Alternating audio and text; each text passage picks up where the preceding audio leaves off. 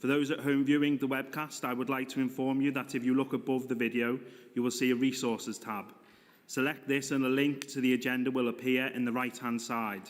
This will allow you to open the agenda in PDF form and follow the discussion and debate. First item then, first substantive item is apologies for absence. We'll have apologies from Councillors Tony Cox, who is replaced by Councillor Leslie Rennie, Councillor Sharon Jones, replaced by Samantha Frost, who is not in her seat. Okay, Councillor Joe Walsh, who is replaced by Councillor Carl Greeny, Councillor Irene Williams, who is replaced by Councillor Jean Robinson. Members, can I now invite you to make any declaration of interest? You should declare any interest and consider whether they have any, and you should consider whether you have any pecuniary disclosable interests and or any other relevant interest in connection with any item on the agenda. If so, then please do declare them now and state the nature of such interest. No? Okay, members have no declarations of interest to make. Again, I remind members that there should be no whip on this committee. That is to say that you should vote in accordance to the evidence that you've heard and not subject to any party instruction. Can members agree that that will be the case? Okay. Thank you. Now to my opening remarks. This is a very unusual procedure, I suppose, in that this carries on from an adjourned committee. So I'll read out the script that has been handed to me by officers. At the meeting which took place on the 29th of July, members heard from two lead signatories who had submitted notices of referral for review, Councillor Simon Mountney and Councillor Phil Gilchrist, the decision makers, who were Councillor Chris Cook and Councillor Liz Gray, and a number of other witnesses. The first lead signatory, Councillor Mountney, called the following witnesses, each of whom made a statement and were asked questions by members of this committee. Mr and Mrs Trout, who were residents of West Kirby, David Woolley, the Secretary of New Brighton Marine Lake Users, Kathy Morgan of the Little Gift House, Bebington, Sue Ramsey, a resident of West Kirby, Dawn Wimell, a resident of West Kirby, Andrew Kane of Canes of Heswell. The second lead signatory, Councillor Gilchrist, called Philip Spencer on behalf of the Traders and Brombrett Village Community Association as a witness, and Mr Spencer also made a statement and was questioned by members. The decision makers called the following witnesses, each of whom also made a statement and were asked questions by members. Naomi Graham of the Wirral Environment Network, Moira Gorman, who is a resident of Oxton. The evening ended at the point where the committee had just started to hear from officers, and therefore we will pick up from that point in the review process this evening. Members will hear from officers and have the opportunity to ask questions. The two lead signatories and the decision makers will be given the opportunity to summarise the evidence in support of their positions, and then members of the committee will move into the debate. After members have had the opportunity to debate the issues, there are two decisions to make. One, whether or not to let the decision stand or send it back, and then independently of that, whether there are any recommendations that this committee might wish to make to the decision makers for the future. So those are the prepared comments made for me by officers. I do think it's only right that I should say that I did not want this meeting to take place this evening. I wanted the committee meeting to take place when all of the committee members who heard the previous meeting were available. That would have been some couple of weeks away, I think, although, alas, it seems other members of this committee had a different view, and so did officers of the committee. So we are where we are, and I need to proceed from here. I did end my comments by stating that we were at the point previously where we were asking questions of an officer. Is that officer here? Sorry, I can't. Yes. Okay, thank you. So we will pick up from that point as I've been instructed. Could I ask members if you have any questions for the officer? Councillor Anderson. Thank you, Chair. Just a quick question following on from a couple of weeks ago now, Chair. In the report, it states that option 1 and 3 would need capital investment and procurement. It's likely to yield £500,000 per annum in income. However, the latest information we've got is that only this year there'll be £185,000 in income. So as Director of Resources, what would be your recommendation to the committee, the Environment Committee, to make up this shortfall? How could they do that? What areas could they look at? Thank you.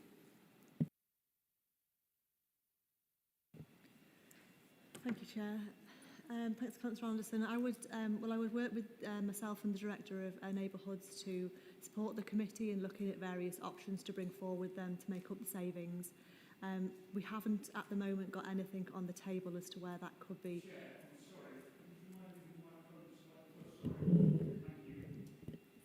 No problem. Is that better? Thank you. We haven't got any firm proposals on the table at the moment to offset that. Any proposals that we would have had already would have been brought forward as part of the budget setting process for this year. So myself and the Director of Neighbourhoods will work with the committee now, following whatever the decision is tonight, to come up with a range of proposals that we can put forward to the committee to give them some options as to where that income could come from to fund that shortfall. Any further questions from members of the committee? Councillor Cannon. Thank you, Chair.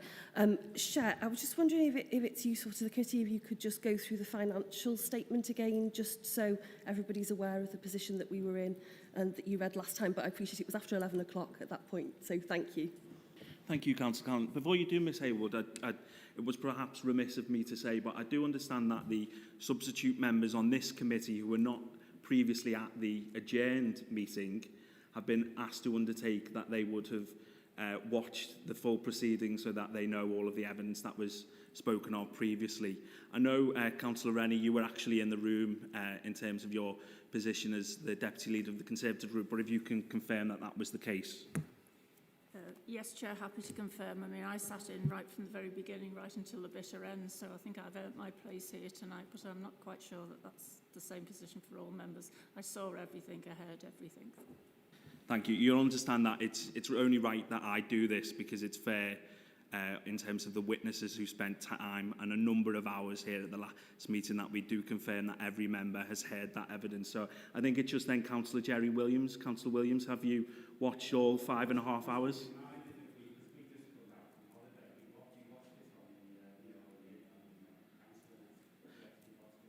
So you watched it whilst you were on holiday? Excellent. Well, thank you very much, Councillor Williams. You'd understand why I would want members to confirm that this evening. It's only fair on the witnesses. Thank you. Ms Haywood. Thank you, Chair. Are you happy for me to read out the statement again then? Yeah, okay. Thank you, members. So at full council, a balanced budget was agreed for this year that included a conditional capitalisation offer of £10.7 million from MHCLG, the Ministry for Housing, Communities and Local Government. This offer enabled the council to present a balanced budget, but is not guaranteed, and the council is currently undergoing an external assurance review process to determine whether this sum can be found from other savings, efficiencies or income elsewhere within the council, so that the capitalisation offer does not have to be called upon. This means that for this year we still have to assume that we have a budget gap of £10.7 million on top of additional pressures that have arisen since the budget was set. And as a result, we need to ensure that we do not create a situation for other pressures to arise. The capitalisation directive offered only relates to pressures arising from COVID-19 that we are unable to mitigate, and these were estimated at that £10.7 million as part of the budget setting process in February. At that time, no COVID-19 pressures were identified relating to car parking. Therefore, the capitalisation funding cannot be used to offset any reduction in or delay in implementing the new car parking charges. As the capitalisation directive, as mentioned, only relates to pressures as a result of COVID-19, if at any time during the year we find out that our pressures estimated as a result of COVID-19 decrease, we will therefore need to be a subsequent decrease in the value apologies members, the value of the capitalisation offer. For example, if any of the commitments against the current COVID-19 emergency transfer funding were to be released, this would result in a decrease of COVID-19 pressures and therefore would result in a decrease of the value of the capitalisation directive. For this year, the main financial priorities for the Council through the committees then are twofold. Firstly, to ensure a balanced budget can be presented for this year without having to call upon the capitalisation directive, as supported by the external assurance review, and secondly, to ensure that the Council can demonstrate long-term financial sustainability. In the event the car parking charges are not implemented at all this year, the Policy and Resources Committee will need to recommend what other areas of the Council will need to achieve the £1 million target. So in summary, I would ask members to reflect that if there were concerns about this proposal when it was put forward as a budget proposal in March, why they weren't raised at the time. And as the proposal was unanimously agreed at Council for this year's budget, my recommendation and advice is that it should be implemented as agreed. Thank you. Thank you, Ms Haywood. Councillor Cannon, are there any further questions as a result of that? Okay, thank you. Do any other members? Councillor Gardner? Thank you, Chair. Evening, Chair. It might just be in the language that's been used and bandied around, but are we actually in a deficit on running our car parks to the tune of £500,000 a year, or 575, whatever the numbers are bandied around? Yes, Councillor Garner, that is the case because there is a delay in implementing the car parking charges. So of that £1 million, it wouldn't, unless there were other options brought forward in the sense of increasing charges further to make the £1 million for the rest of the year. We are already in a deficit of having to achieve that £1 million for this year, yes. So that's a budget deficit, not an actual deficit, as in the car parks don't cost us £1 million a year to run and we're going to get 500,000 back. Yes, it's a loss of income that we would have made had we implemented the saving at the start of the year. Yeah. And have we got actual numbers on what car parks cost to run and what the revenue is from them? I mean, I'm struggling with some overview on that. Yeah, we do have that, Councillor Gardner. I would actually ask Steve Atkins or Simon Fox to provide that information to you. They've got that detailed information this evening. Yeah, happy to get an answer to that now, if that's okay, from the officers.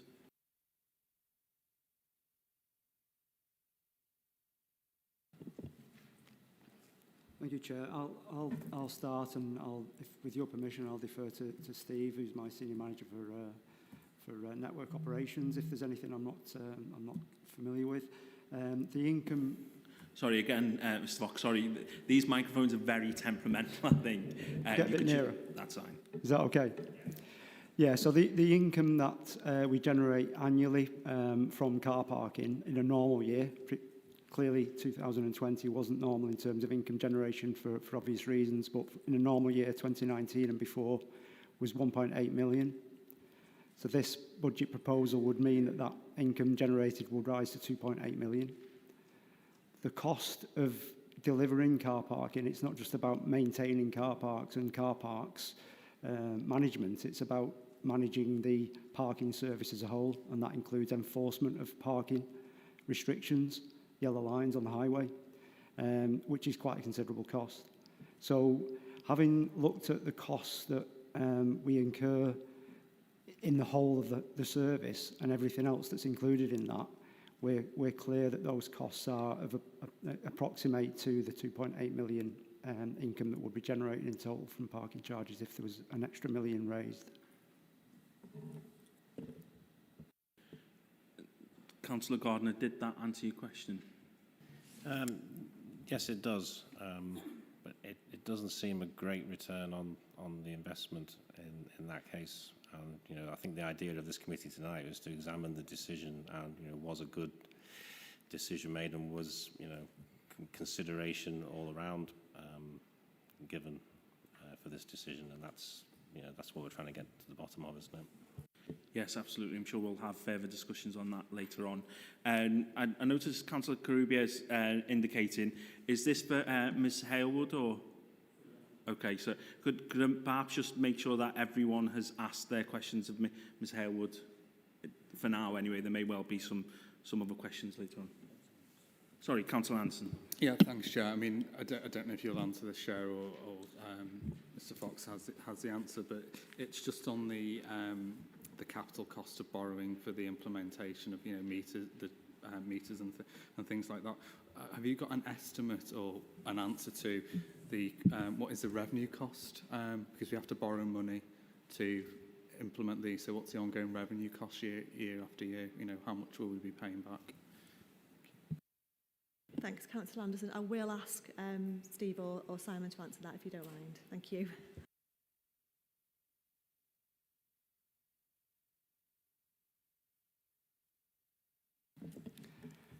Chair, Councillor Anderson, I think I've got that figure to hand if you just bear with me a sec. It was a question that we asked ourselves of Chair's colleagues in finance.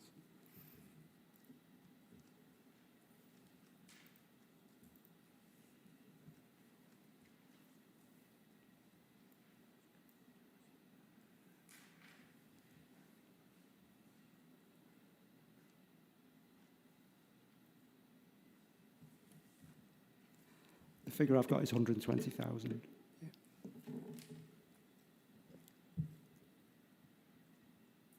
Thank you. Okay, thank you, Councillor Karubi. Thank you, Chair.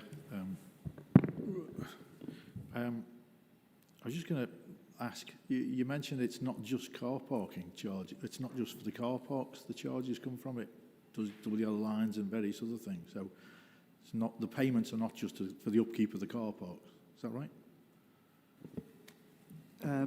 Chair, yeah, Councillor Karubi, I was referring to the cost of the service, of delivering a parking service as a whole, so that includes enforcement of parking on double yellow lines and single yellow lines on the highway, so highway restrictions, traffic regulation orders. We have a decriminalised parking enforcement service, so there is obviously income from parking fines, but that's not chargeable tariffs. That's just fines that are collected from enforcement activities.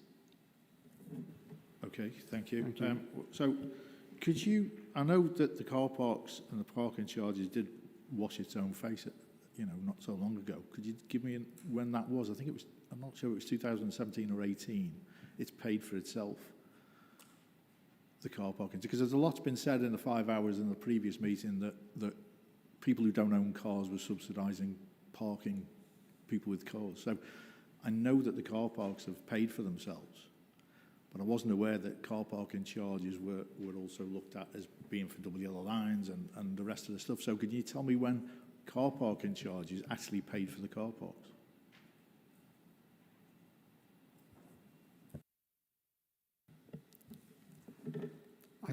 I think from, previously when we were raising 1.8 million from parking charges, they didn't, and that's the point, that it was partly subsidised from other budgets. So for instance, maintaining car parks, in the budget we have £75,000 to maintain all our car parks.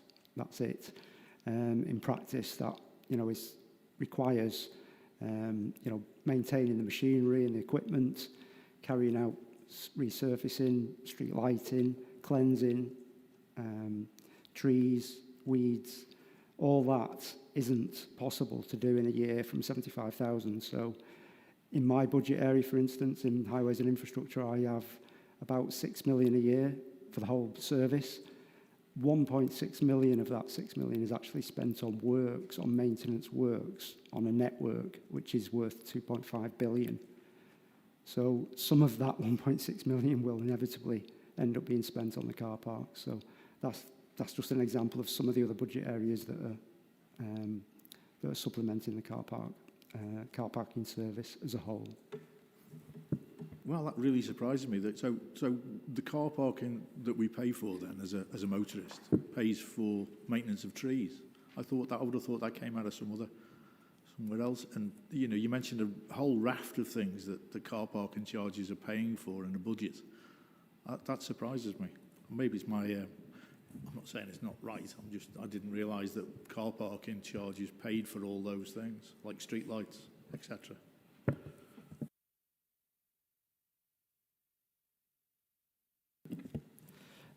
No, that's not really what I was saying. I was saying that those budgets that are meant for those other services actually do prop up some of the those activities in car parks. So my original question then was, which car parks have been self-sufficient by parking charges? Because my last count, the figures I've seen, was 2018.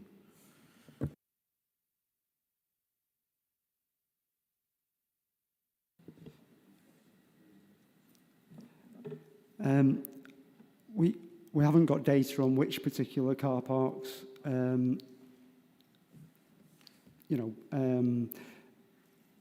we spend on and what they bring in, and whether the individual car parks are pay for themselves with their income or not. It's the service as a whole that we've got information on. We obviously have information on income generated within each car park, but we haven't done an exercise to cross-examine how much is spent on that individual car park and how much is brought in by that car park. But overall, there will be some that pay for themselves and some that don't, but the net overall effect is that they don't. Thank you, Chair. Okay, thank you. Sorry, did I see anyone from this side indicate that? No, I think we are moving into questioning of Mr. Fox and Mr. Atkins specifically, but obviously Ms. Butterworth and Mr. Armstrong are here also. So if I could open it up more widely to the officers that are present then, are there any additional questions? Councillor Rennie? Yeah, thanks, Chair. I mean, just if you'll just sort of indulge me just for a couple of minutes, because, as I say, I was sitting there for the whole duration of the meeting last time, and clearly I took some notes down, really. The question at the end will be about displacement, really. But first of all, at the start of the meeting last week, clearly there was numerous people who came along here with very, very serious worries about particularly the shopkeepers. I mean, we had people from Bebington, we had them from Heswell, we had them from basically all over. And they expressed, the real concern for their businesses, not just trying to get over COVID, but going forward as well. And they were all extremely eloquent, and they all said that the last thing that their small businesses wanted was to have car parking charges thrust upon them, particularly in those areas where there aren't any charges at the moment. And Councillor Williams will know very well in his own ward in Bebington, the village there has been dying on its feet, and just now it's starting to pick up again. And it looks as if we're going to start slapping car parking charges on a car park that's been free. It's absolutely ridiculous. And then there was other people here, clearly, who worked in shops, and a lady on the way out was talking to me, and she was saying this is going to cost her £100 a month because she works 5 days a week, 9 to 5. Do the sums, it's quite easy, isn't it? Are we really, as a council, going to thrust that on local people? I don't think we should be doing that. And then, obviously, we heard from residents as well, and I represent residents in Wallasey Village and just down the road from here on Mockbeggar Drive. They've suffered from the visitations of camper vans, the travellers for many, many years. And now, if they put car parking charges along the promenade here, then there is clearly going to be displacement of those. I've looked in the agenda, and even under the relevant risks, there is no talk at all about the displacement of vehicles. And I think there was a lady from West Kirby who was here. She lives in one of the roads off the South Parade at West Kirby. She was describing how the large Victorian houses there literally have no off-road parking at the moment.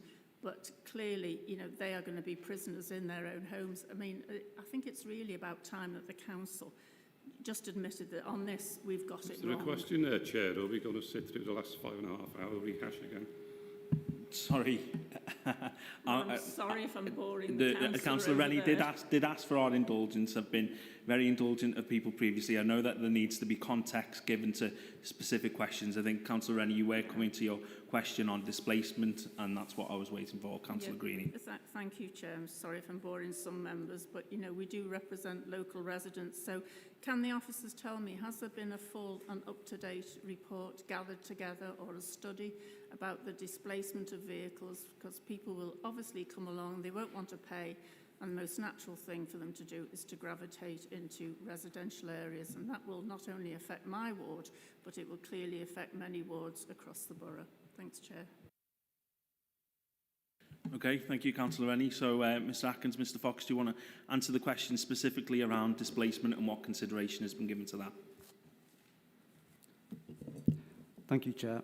So, the report that we brought to committee on the 14th of June was clearly based on how best, in our view, to raise the £1 million that was agreed by council for parking charges. The decision that that committee made, that's been subsequently called in and being reviewed by your committee, was three things. It was standardisation of charges, and it was starting to charge in new locations. So that's car parks that are currently free and coastal locations where on-street parking is currently free. The first one, the standardisation of charges, can be introduced without any traffic regulation order or consultation. We merely need to inform the public and give a reasonable timescale after we've informed them. In terms of the other two activities of starting to charge in locations where we don't currently charge, we need to go through a traffic regulation order process with an associated consultation of residents. And also, we clearly recognise that, you know, there is a potential for displaced vehicles.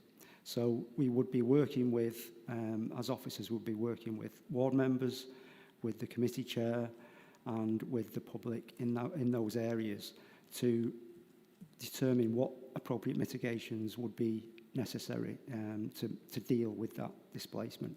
But in answer to the specific question about what have we done, we haven't done any specific studies into exactly what displacement will take place and where and when, because it's very difficult to do that without knowing, you know, which areas we're going to put these additional charges in and what effects that will have, particularly in the current climate where we've got reduced parking or reduced use of the network through COVID anyway, and that's only just picking up to something like 75% of previous use as it is. There is a study into parking strategy and policy, and it was quite specific in the report that we brought on the 14th of June in section 3.9 that we made quite clear that's commissioned through the Regeneration Directorate and that committee, and it's not going to be reported until the end of this year. So it can't really be linked to this decision, which is around how best to implement the £1 million saving that was taken by council as a budget option. Thank you, Chair. Thank you. Just in terms of clarity, because it is quite interesting you mentioned the traffic regulation orders, because I think Councillor Walsh at a previous committee did indicate that, you know, once this decision was endorsed, if it is indeed endorsed by this committee, then there would be further consultation as to what the charging regime would be, which car parks charging would be introduced. That is not the case, is it? If this committee endorses the decision, then those car parks will start charging. But in terms of mitigation measures that you mentioned there, could you just perhaps enlighten us as to what they may be, because that might help residents going forward? Thank you, Chair. So just to be clear on the traffic regulation orders, we statutory obliged to carry out consultations. It's a statutory requirement as part of doing a traffic regulation order. So that would be on the process of bringing in charges rather than the charging tariff rates. Sorry, the second part of the question was about mitigation measures. In practice, they could take many forms, but obviously the common mitigation measure for where displaced parking carries over into residential areas is resident parking schemes. It's other restrictions, other enforcements and tied to those restrictions. So there's various mitigations we can look at, but it depends on the exact location and the circumstances. And there's an element of And I think my colleague Steve will confirm, when we brought parking charges in, for instance, in country parks, there was concern over displacement, and a lot of the displacement that was people were concerned might happen didn't actually fully transpire. And I think there is an element of allowing something like this to run its course for a period and review and then implement something, rather than putting something in place before you before you put the charges in. So it'd be very difficult to predict exactly how displacement and where the displacement would happen. Thank you, Chair. Okay, thank you. That was very interesting. So perhaps a period of testing you alluded to there. In terms of the mitigation measures around residents parking and what have you, all of those mitigation measures have a cost associated to it. Could you just confirm that in case of I'm incorrect in that assumption?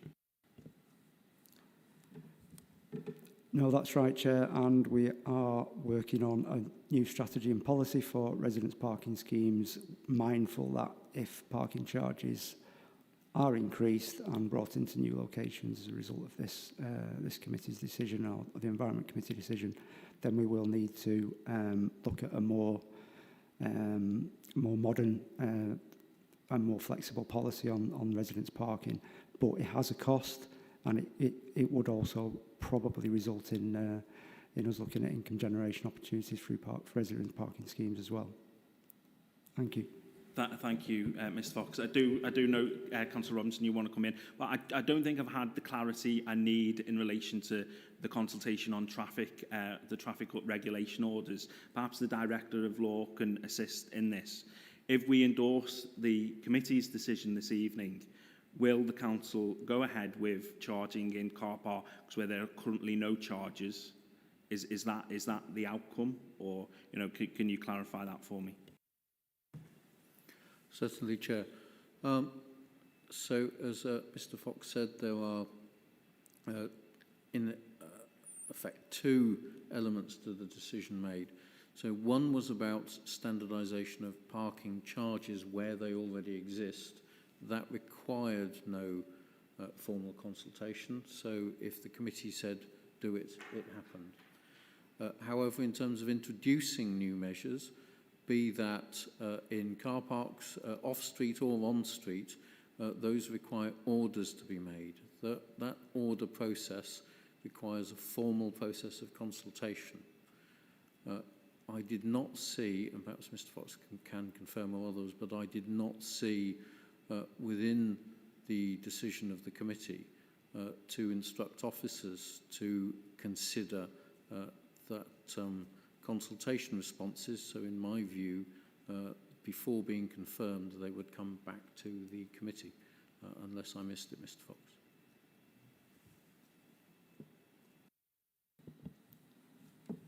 Chair, the process for considering objections to traffic regulation orders is through the scheme of delegation, and where 15 or fewer objections are received, the decision can be made by Chief Officer.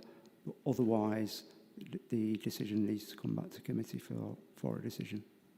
Thank you. Thank you, Chair. Apologies, I wasn't aware of that finer detail. But No, thank you, Mr McCourt. Thank you, Mr Fox. That's been very helpful. So there could be a further delay in the introduction of these charges, and no doubt then that has been considered by Ms Halewood, perhaps, if she could confirm that. Yeah, thank you, Chair. So any delay, as I mentioned earlier, would have to go back to the Environment Committee to see how they could mitigate the reduction in income coming in during the year. And that's what myself and Director of Neighbourhoods would work up options for the committee to give them a set of options as to what they would want to implement. And then that would come back to, if they couldn't do it, it would need to come back to Policy and Resources Committee for their decision. Thank you. I think that has been a very helpful sort of few minutes. I thank the committee for their indulgence on that. It's certainly clear in my mind now. I did see Councillor Robinson indicate. Councillor Robinson. Thank you, Chair. Could I just ask, obviously, a bit more on the residents' parking, please? Obviously, there is criteria for that, and it's quite, I know it's changed, isn't it, obviously, but under this, obviously, the consultation that took place, would that also mean that that criteria is also still, because it's a national criteria, isn't it? So would that still come into place, or would it be slightly different because there was obviously this consultation under that, the traffic regulation? And then secondly, who would incur the cost for parking permits? Because obviously ones at the moment is obviously all residents have to agree, etc., and they have to incur the cost. So could you just give a bit more detail on that, please? Thank you, Chair. Councillor Robinson, there's no link between the traffic regulation order process and residence parking. Residence parking would be a separate mitigation measure that we might look into if there was displaced parking into residential areas. And I think what I was saying is that we have a current residence parking policy and scheme in place that we are currently reviewing. And in terms of the costs, clearly we wouldn't be able to meet those costs from the budgets.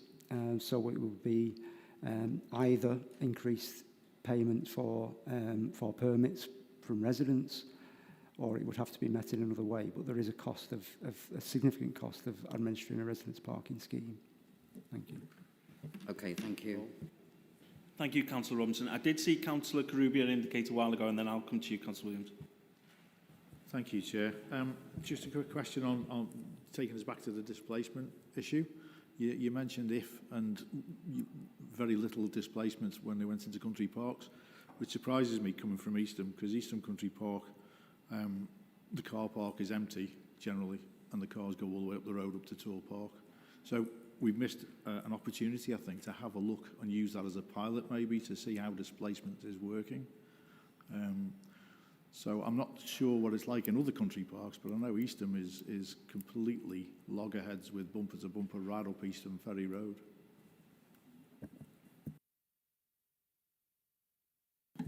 Do you want to comment specifically around Eastham, if either of you have knowledge on that particular car park? Maybe that would be helpful. Yeah, thank you, Chair. Thank you, Councillor. The stats for the country parks have been provided in the past, and they are there in the report. Eastham Country Park has typically around 26,000 transactions per annum, so that's 26,000 vehicles and motorists visiting that car park. There is a scheme proposed for Eastham Ferry Road to assist the bus turning around at the roundabout at the end. So there is proposals for some yellow lines, some disabled parking, some motorcycle parking bays to regulate the parking down there, because it's quite popular at one of the local pubs there. So we are looking at measures as a result of that. We're also considering yellow lines around Tor Drive area to assist with road safety around that particular junction. So yes, the displaced parking does occur and has occurred, but we still get, in my view, a number of motorists still visiting there and still using the country park. Councillor Carubia. Okay, this is a bit of a request then, really. I'm wondering whether we can, looking at residence parking, because there's only a few residents that live down Eastham, down that road, would not qualify for a residence parking scheme because there's a minimum requirement. So I'm wondering whether we could possibly look at that as a separate case, if that's possible. Yeah, sorry, Councillor, I did forget to mention there is a row of cottages or properties down there. They are part of the residence parking proposals being considered as the traffic management measures. Sorry, again, just for clarity on that line of questioning, and then I'll come to you, Councillor Williams. So, Mr Atkins, what you've said in effect is that there is displaced parking as a result of the charges at Eastham. That has caused issues because there will need to be some mitigation measures, including double yellow lines, traffic orders, what have you. Those mitigation measures cost money, and they cost the council money. Is that correct? There is a cost, yes, for introducing these traffic management measures. Thank you, Mr Atkins. Okay, Councillor Williams. Thanks, everyone.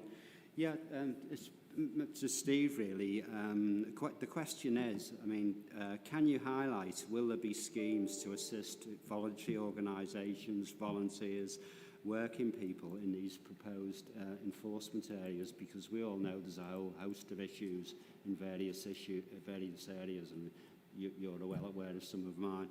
But so that was the question. Thank you. Thank you, Steve. Thank you, Chair. Thank you, Councillor. Where we've introduced charges, new charges into the country parks, we have also included a country park permit, and through that permit scheme we do have permits that we've given free of charge to volunteer groups who assist the council in carrying out various works, particularly in the country parks is maintenance of past trees, shrubbery, planting, etc., and litter picking, that kind of facility. And just one more question. Yeah, it's just not the country parks, it's some of the other areas as well, of course, I meant, but I'm sure you know that already. Yeah, thank you. Councillor Williams, you did also ask about employees as well, I think, as well as volunteers. So is there a system in place or a system envisaged around employees of the various shopping areas where we now, if this committee endorses the decision, introduce car parking charges?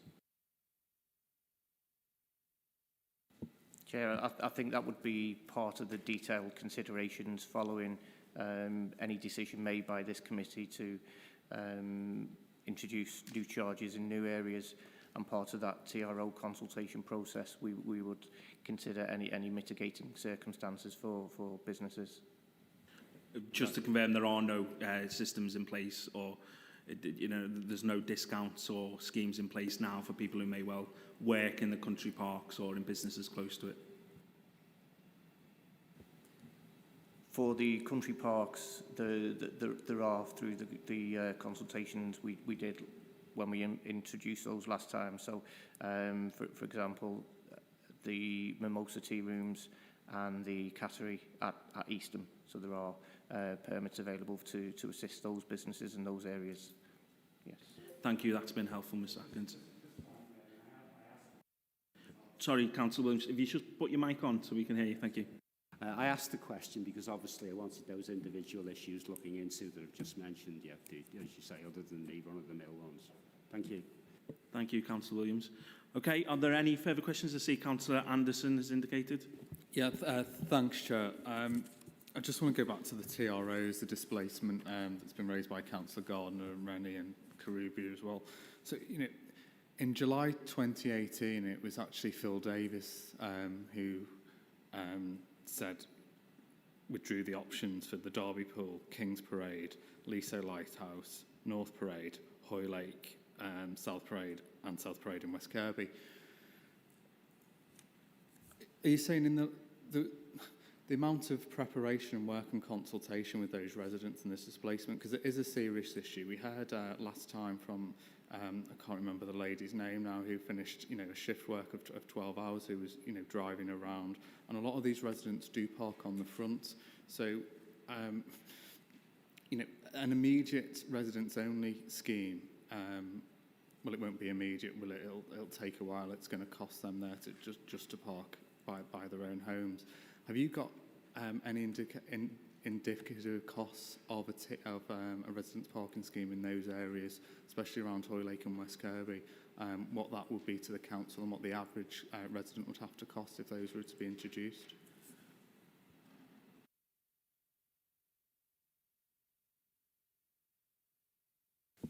Chair, thank you, Councillor. It's a difficult one to answer because obviously it would depend on the size of the scheme in itself, in terms of the numbers of signs, etc., posts and things to erect, so that it can be correctly enforced and managed. What we do know is the sort of cost to run a scheme are typically around £30 per annum to operate it per resident permit within that. But the actual scheme costs, it really would depend on the scale of the zone, the number of roads within that zone to actually evaluate it properly, and we don't have that information to hand.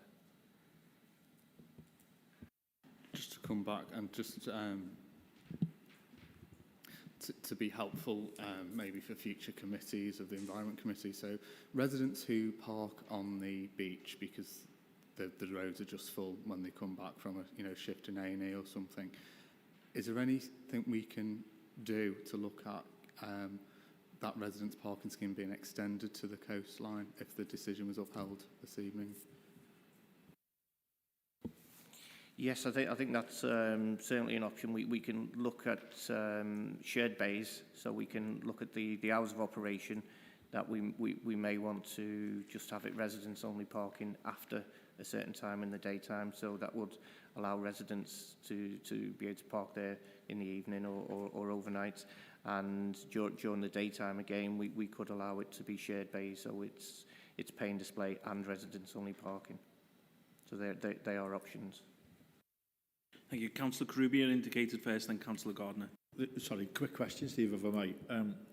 For my own benefit, do you know how many car parking spaces there are in Bromborough car park?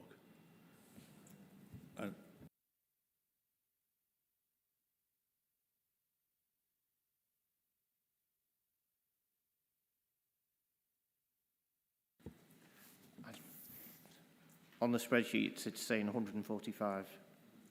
140, because I remember from the last meeting we had that they were, if we were going to be giving free permits to employees and stuff, I think the figure was 65 employees for Bromborough, wasn't there?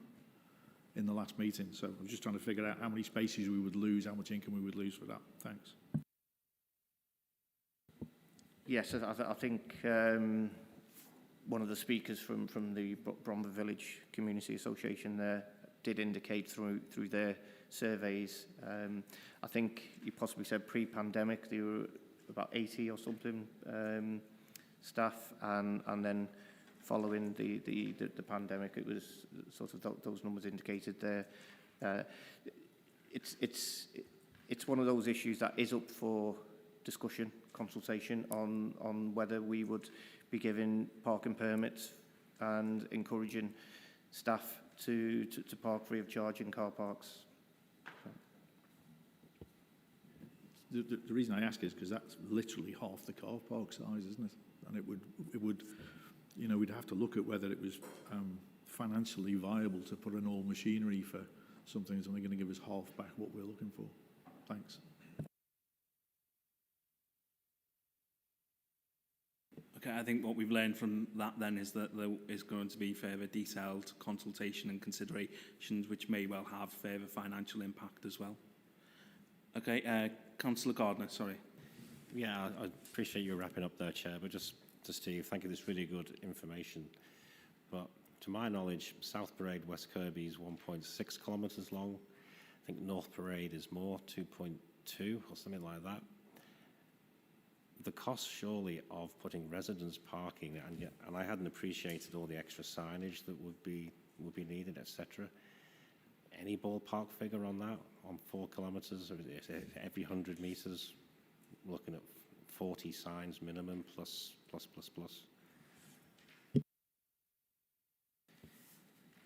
Thank you, Councillor. Thank you, Chair. We would look to erect signs on every lighting column within that, and typically I think they're around 60 metres apart on that. We can look at other proposals which is sort of a zone which has gateway signs erected at the key entry points. We look to do that to minimise sign clutter as well as costs. We just need to be ensured that we are conveying the message clearly to the motorist that they are entering a zone. So we need to look at the clear visibility of those types of signs. But typically that would be the spacing that we would look at, and we would utilise, as I say, lighting columns where we didn't have to go to the extra expense of erecting a post on a pavement. Thank you, Councillor Anderson. No? Okay. Are there any further questions for any of the officers? Sorry, Councillor Cannon. Thank you. I agree, Councillor Hayes. I think it's been really helpful. I think what certainly come to light to me is that obviously there was already a public consultation required for this for the TRO. And I think tonight certainly we've heard mitigations against that you are looking into residents parking, volunteers and sort of people working. I think what I was sort of wondering is, what were you thinking of the timescale for that? I mean, I appreciate that might be more for the Environment Committee than it is for us, but I think it's quite good to support our residents, as we were saying, to give them a certain time frame for the consultation, and obviously to go back to Environment Committee for those to be implemented. Thank you. Yes, thank you, Councillor. Thank you, Chair. Given indicative timescales within Appendix 3 of the report with regards to the traffic regulation order making process, so if we don't receive any objections to any of these proposals, then that could take sort of 3 to 6 months to implement. If we do receive objections and comments that we need to report back to the Environment Committee, that may add on a further 3 months to those timescales. So it could be typically between 3 to 9 months sort of time frame. If it's okay, Chair, I think that's really interesting. I mean, I think that obviously we're making this immediate decision now, but obviously going forward that would continue for the future of Wirral car parking. So thank you. Yes, Councillor Anderson. Yeah, thanks for that, and that was an excellent question. That is, just 3 to 9 months. So, let's take the worst case scenario. Then the savings of or the income of £1 million won't be realised this year. Then will it? Officers. One of the options is the standardisation of the parking charges. So if that's taken, that can be implemented as Simon Fox has already indicated, relatively quickly, with giving sufficient notice to our motorists and our car park users out there. So that one could be brought in within sort of 15 working days from any decision that may be made. The other options of new charges has to follow this legal traffic regulation order making process. So, I mean, Ms Harewood, could you assure the committee that, in terms of the figures that you've talked about this evening, that does take into account that fact that this could well be delayed by 9 months, this part of the decision anyway? Yeah, thank you, Chair. So, the £1 million that was agreed in the budget at Council has already been included as an additional income target on the parking service.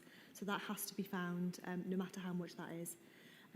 We've discussed quite a lot of different options tonight about providing subsidies, or looking at the outcome of the consultation, which may delay the savings further, may even reduce the income further. Whatever the deficit balance is, we would have to find that in this year, because we have to provide a balanced budget at the end of the year this year. So, whatever options we bring through to the committee, and whichever options that come through to Policy and Resources Committee, we will have to make up that £1 million before the end of the year. Thank you, that's helpful. Councillor Anderson? Yeah, just on the back of that, Chair. So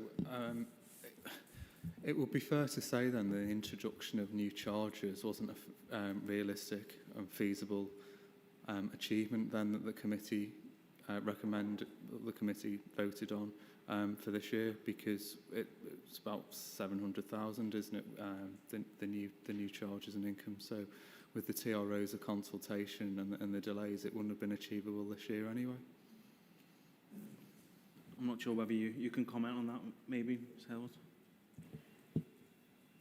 Thank you, Chair. So when the proposals were put through to Budget Council, one of the recommendations at Council was that the options would need to go back to be recommended to the Environment Committee for approval. So we already knew at that point that there would be a delay.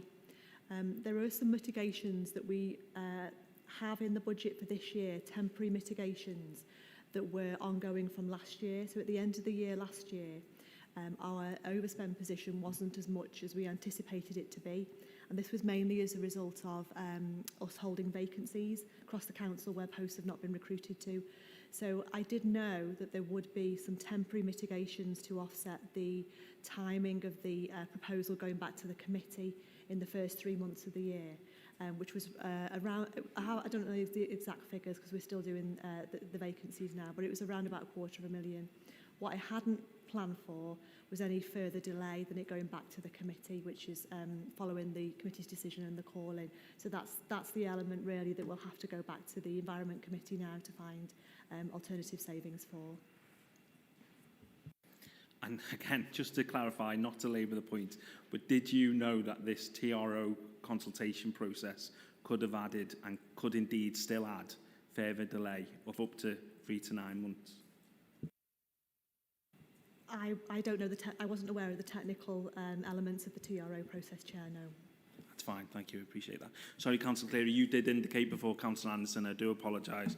Councillor Cleary. Yeah, thanks, Chair. 2 questions from me. Well, first of all, we've heard a lot about this year's budget, but maybe the Head of Finance could just confirm that we are looking to raise an additional £1 million per annum going forward, which will address our financial situation. So maybe if you could answer that first, then I've got a question for the parking officers. Yes, thank you, Councillor Cleary. Yes, so the £1 million additional income is a permanent income target. So once it's in for this year, it will we need to generate that £1 million every year. Great, thanks very much for that. My question to the Mr. Fox and Mr. Atkins is really relating to the amount of time that the Environment Committee has spent looking at this particular subject. So my understanding, I'd be grateful if you could just confirm this, is that our report was presented to committee members back in October, detailing a multitude of options around car parking charges, and that led to the establishment of a working group within the committee, which reported in December, which then set the framework for the subsequent discussions and negotiations that have taken place, which led to the proposals that were presented before the committee in May, and which were at that committee were then whittled down to the actual proposals that were agreed and which we are now debating.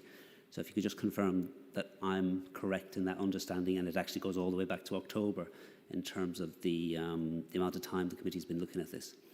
Thank you. Thank you, Chair. I can answer that. Yes, Councillor Cleary, we originally reported there was a decision about reintroducing parking charges after a suspension at the start of the COVID pandemic, which was a cabinet member decision that went to Environment Overview and Scrutiny Committee in July, and I think part of that resolution was to bring something to the P&R Committee, which was in October, and that had a whole range of about 20 different options relating to parking charges. And the decision from that committee was that the Environment Committee should review parking charges. And as a result of that, working groups were held with the Environment Committee in November. I think there was 2 separate working groups on the 5th and the 10th of November. And a subsequent report went back to Environment Committee on the 3rd of December. And parking charges were reintroduced at current tariffs on the 1st of February this year. So we are now a few more meetings down the line from that. But the original, I suppose, wide range of options was at P&R on the 7th of October last year. Thank you. That's great. Thanks, Chair. Thank you. Thank you, Councillor Cleary. Councillor Rennie. Let's try and make this a bit simple, particularly for people who are trying to understand this, who may be watching this. Is there any costings at all that you could shine a light on, really? Because we're talking about, obviously, the cost of what we would, or the council as a whole, would think or anticipate that they would make if they were to introduce car parking charges. So how does that balance then, particularly for the first year, if it was to implement it? Officer time, cost of TROs, residence parking, the ongoing, obviously, enforcement of those.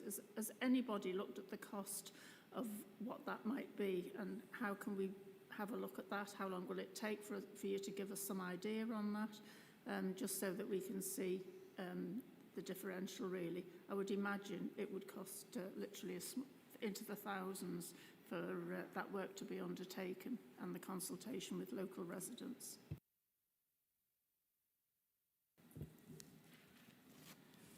Thank you, Chair. Councillor Rennie. Yeah, I think there is reference in the committee report to Environment Committee about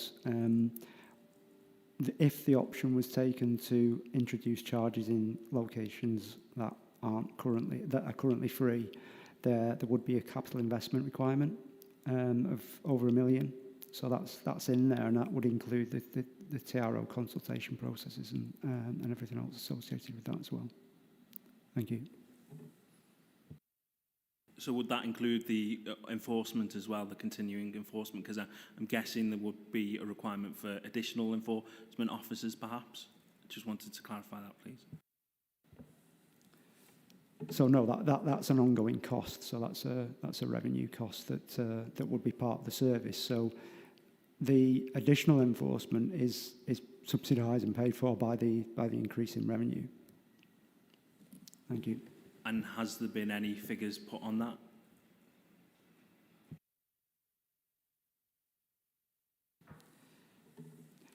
No, I think our current contract with our enforcement provider, which is NSL, is about 800,000 a year. I think we spend on enforcement. So we don't have any plans to increase the spend on enforcement.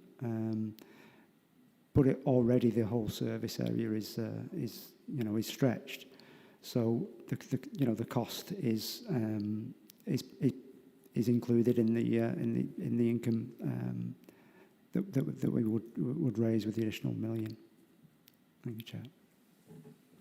So the current 800,000 would be sufficient for these increased car parking charges, enforcement in terms, and introduction even in places where they haven't been before. You think that the current contract would be sufficient, and there would be sufficient enforcement of those new car parking charges?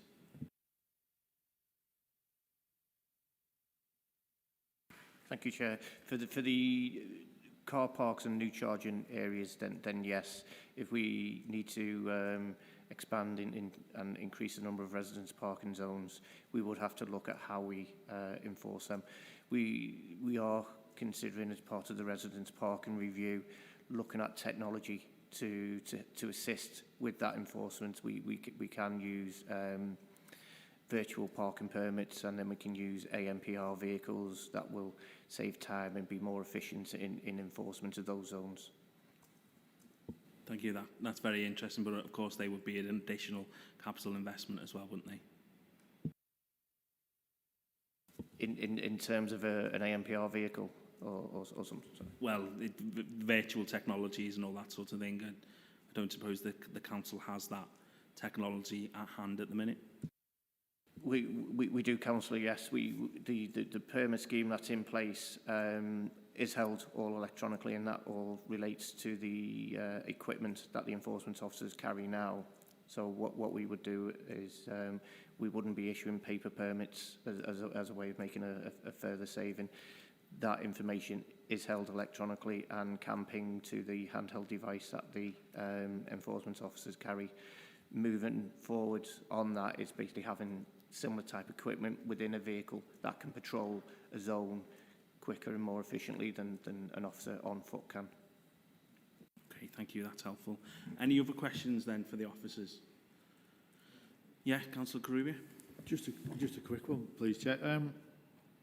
So if these were implemented, what is the timescale for it to become profitable, when it turns over from being a cost to actually putting us into a sort of a profit on these car parks charges?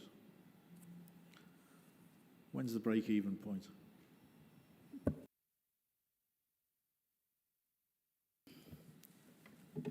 Chair, we won't be making a profit. We'll be covering our costs. If it takes 9 months to introduce the charging in other areas, then we can raise the £1 million from then onwards. So 500,000 can be raised by standardising charges very quickly. It's just a process of informing the public and changing the labels on the machines.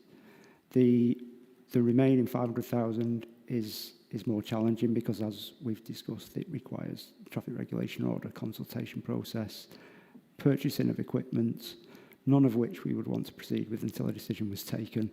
And obviously it takes some time. Anything, as Steve has said, between 3 and 9 months.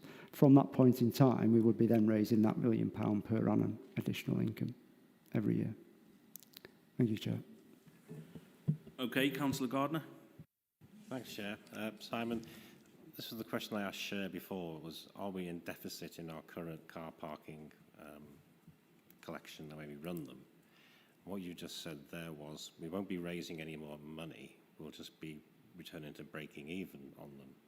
Is that the case? We actually lose money on car parks now?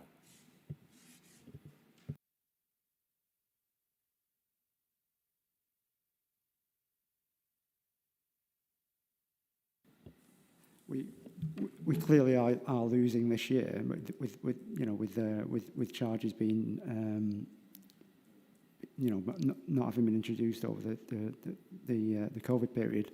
What we're saying is that the costs, when you take into account everything involved in running a service, are broadly equivalent to the 2.8 million that would be raised from increasing parking charges, rather than the 1.8 that we raised in 2019 and before. So that 1.8 million isn't the true cost of running the whole service, including all the enforcement activities we've just spoken about. No, it's more than that. So the break even will only be once we raise the additional million. Hopefully that answers the question, Chair. Councillor Carubia. Yeah, sorry, Chair. I was confused with my answer to my question. My question was, if we went ahead with it today and it took 9 months to implement through all the TROs and the cost of purchasing the equipment and stuff, when would we be making any money? And if it's going to cost, I think you said previously it was cost about £1 million to implement. And then you said we would start making that £1 million straight away. Well, we wouldn't, would we? Because we've still got to make that million first. So it's got to be 2 years? Am I missing something? Chair, yes, the £1 million investment in infrastructure in order to allow us to collect tariffs from areas we don't currently charge is outside of the £1 million. We're talking about revenue. The investment would be capital investment, so we would need to borrow that capital. Thank you, Chair. Councillor Frost. Thank you, Chair. And can I just check the investment? The investment is only required in 1 year, and then the deliverables will be every following year. So we're investing just this year. Yeah. That's correct, Chair. Yeah. Thank you. Thank you, Councillor Anderson. Thanks. Just on the back of that one, well, there's 120,000 every year in the borrowing of that capital, so it does go on every year. I just want to go back to the enforcement of this and our contract. Can you remind me when the contract comes to an end? Because I've just got, from what you said, and correct me if I'm wrong, that you're comfortable that we can enforce tens of miles of coastline, an extra 2,768 parking spaces across 22 locations in Wirral, that we do not need any additional resources to meet that £1 million income. Yes, thank you, Chair. Thank you, Councillor. The current contract is a 5-year period with an option to extend for 5 years. It came into operation on the 1st of October 2018, so it will be the expiry will be end of September 2023 on that. As part of that, we appreciate the enforcement officers issue penalties, and that brings in an income. I don't particularly like talking about parking income from penalty charge notices, but it is there, and we will be looking at that to be cost neutral. So if we need to increase the number of enforcement officers, the cost of that would be from the issuing of penalty charge notices in reality. So have you spoken to our contractors and discussed a variation of contract? Yes, within the contract, there is flex within that to expand and increase surrounding the numbers of potential penalty charge notices that we may issue and the administration of parking appeals, etc. that goes with that. So there is flexibility within the contract.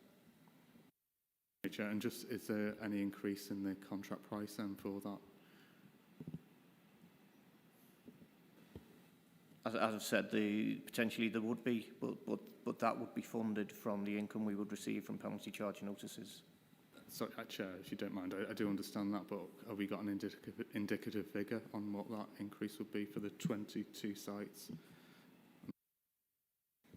We haven't at the minute, no.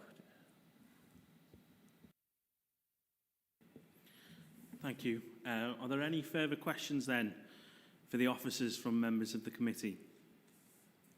No? Okay.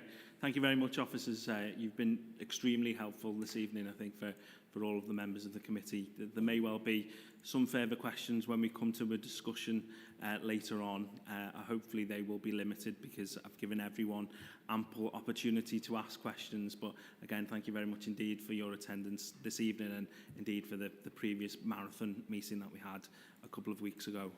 So going then to the next item on this agenda, we come to the summary of the lead signatory, Councillor Mountney. Councillor Mountney, you have 5 minutes now to summarise what you've heard both this evening and at the previous meeting. Thank you.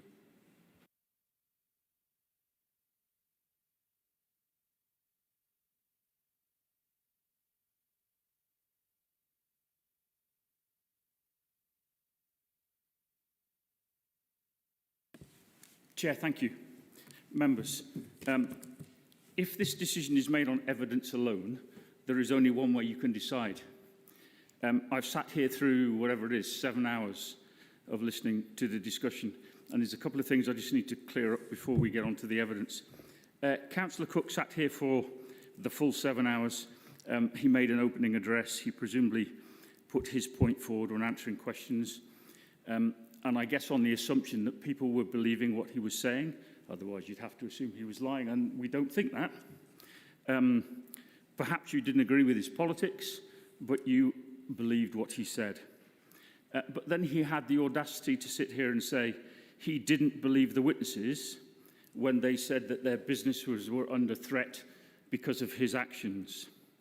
He doesn't believe them when they say that parking in the same postcode will become almost impossible because of displaced parking where they live.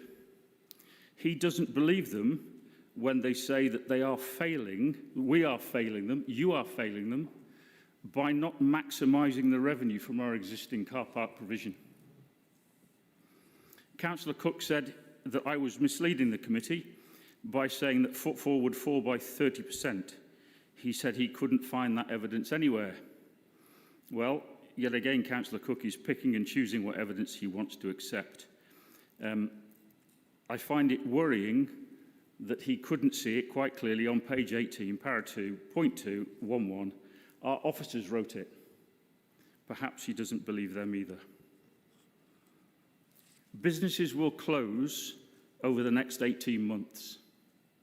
People will lose their incomes, and the bill will fall on this council to pick up the pieces. The normal amenity that residents should expect to receive through living in their own house and parking relatively close to their house, not outside, relatively close to their house, will be taken away from them by this decision. It is not fair on residents of this borough. It's the council's job to set the environment for our residents and businesses, so to allow businesses to grow, to create employment, and for residents to prosper and flourish. This decision does more damage to that situation since your last catastrophic decision made in this council. You have a history of making them. Please don't make another.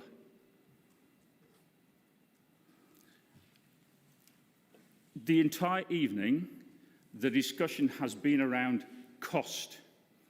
The word cost has been used endlessly. What about the word value to the residents of this borough? What about the value to their amenity of their house, their living here, their working here, their contribution here? You are doing incredible damage to businesses and residents. You've heard that this decision will not raise the money that is intended to be raised and needed, and I agree, needed. But this decision is not the way to do it. You are not going to raise the money through this decision to balance the books. Think again. And just one last point.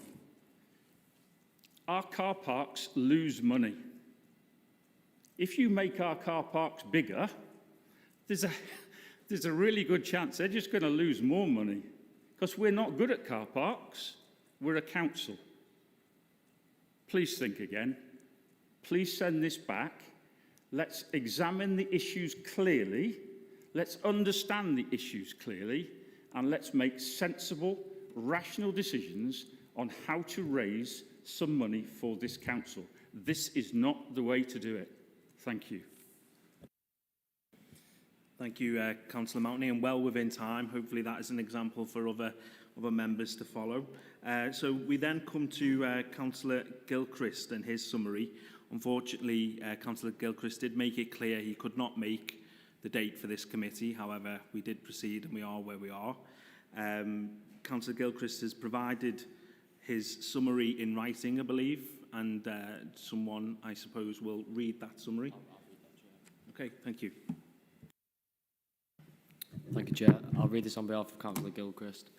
At the first meeting, members considered walking distances and displacement. I am fortunate enough to live 0.6 miles from Bromborough and can easily walk to the shops or cycle. I'm fit, so can do this. Residents who live on the Brookhurst estate at, say, Coniston Avenue, halfway through the estate, would have 1.9 mile / 36-minute walk or a 5-minute car journey. The next stage of their journey by car to the retail park would take no more than 3 minutes. The village can easily be missed out. In my slides, I highlighted the parking conditions that already exist in Bromborough Village, such as in the High Street pictured below, with a view looking towards the A41. I also drew attention to the number of people who work in the main car park in the village, people who work in the shops, offices and services in the area. It is also important to bear in mind that there is a doctor's surgery, the Orchard, and also a medical facility. There is diverted parking already. Committee members did hear from eyewitness of the study that Lidl had conducted in 2016. They had set out the area that would be reached in a 5-minute drive time. They'd also said that Bromborough might lose 7% of its trade, but that linked journeys into the shop in the area would make up for this. Mr. Spencer doubted this. Members have heard much discussion over the use of anecdotal evidence. A dictionary definition says anecdotal is not necessarily true or reliable because based on personal accounts rather than facts or research. My witness reported counts of the number of cars in the main car park in 2017 and also on dates in recent weeks. These indicated a reduction in the numbers using the car park that is intended to generate in the region of £30,000 or more a year. The papers referred to the study commissioned in Wales, published in March 2015, assessing the impact of car parking charges on town centre footfall. That study focused on 5 key towns. These were Llanelli, Newport, Ruthin, Llangefni and Aberystwyth. These were chosen as they are all located across Wales. They are different sizes and their retail offerings had different opportunities and faced different threats. The report had a number of recommendations. This is key. Local authorities should be encouraged to consider the impacts of car parking charges in the broadest possible sense, particularly if their primary goal in changing them is to generate revenue. They should engage with key stakeholders involved in the local economy when changing their car parking charges, for example, business owners, shoppers, council members, etc. This is key to ensuring the optimum charging strategies are adopted. I am not aware of whether the report influenced the setting of charges in Ruthin. The charges within Ruthin vary. St Peter's Square costs 50p for 45 minutes. Cheshire West and Chester has carried out detailed scrutiny over time. Charging in Ellesmere Port reflect the presence of the location of town centre supermarkets. Charges are not applied in Neston, Little Sutton or Great Sutton. In Bromborough, we are not looking at a town, but a district or local centre that is competing with the retail park and has to compete with and complement that. In the debate, members' attention was drawn to car ownership and access. The figures are on a ward-by-ward basis, with Bedrington at 20.9, Bromborough at 29.2, Clatterbridge at 12, and Eastham at 20.1 from the 2011 census. In the debate, reference was made to the overall financial picture of our car parks. Whilst the 2021 account shows a loss of £583,790, the previous 2 years did show a surplus of £951,510 in 2018-19 and £893,116.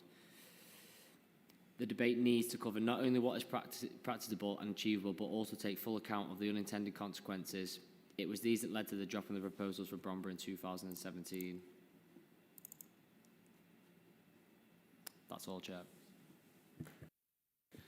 Thank you very much, Mr Sharples, for that. I know it's an unusual task for a committee officer to have to read out a contribution on behalf of a member. I do wish Councillor Gilchrist was here this evening, but as I say, he made clear he couldn't be. That was typically a forensic and incisive statement and summary of the evidence that we have heard previously. I would like to then call the decision takers, Councillor Cook and Councillor Gray, to make their contributions. As was previously the case, I suppose that you would like to make a contribution of 5 minutes each. If you could just indicate whether or not that would be the case, Councillor Cook. Yeah, Councillor Gray's shaking her head. Yes, thank you, Chair. I believe that is the case. Thank you. Thank you. Could you just make the point that, just to show I had no resentment to the slight misrepresentations that Councillor Mountney made about what I said. I was going to share the water on the table here, but he's taken it away with him, so I'll have to go parched. But never mind, I'm sure I'll manage. Councillor Cook, can I start now? Can I start? Councillor Cook, would you like some water? We would happily provide it to you. Okay. Yes, I was going to ask that, Councillor Cook. You can start when you've got the water. We haven't started the clock, don't worry.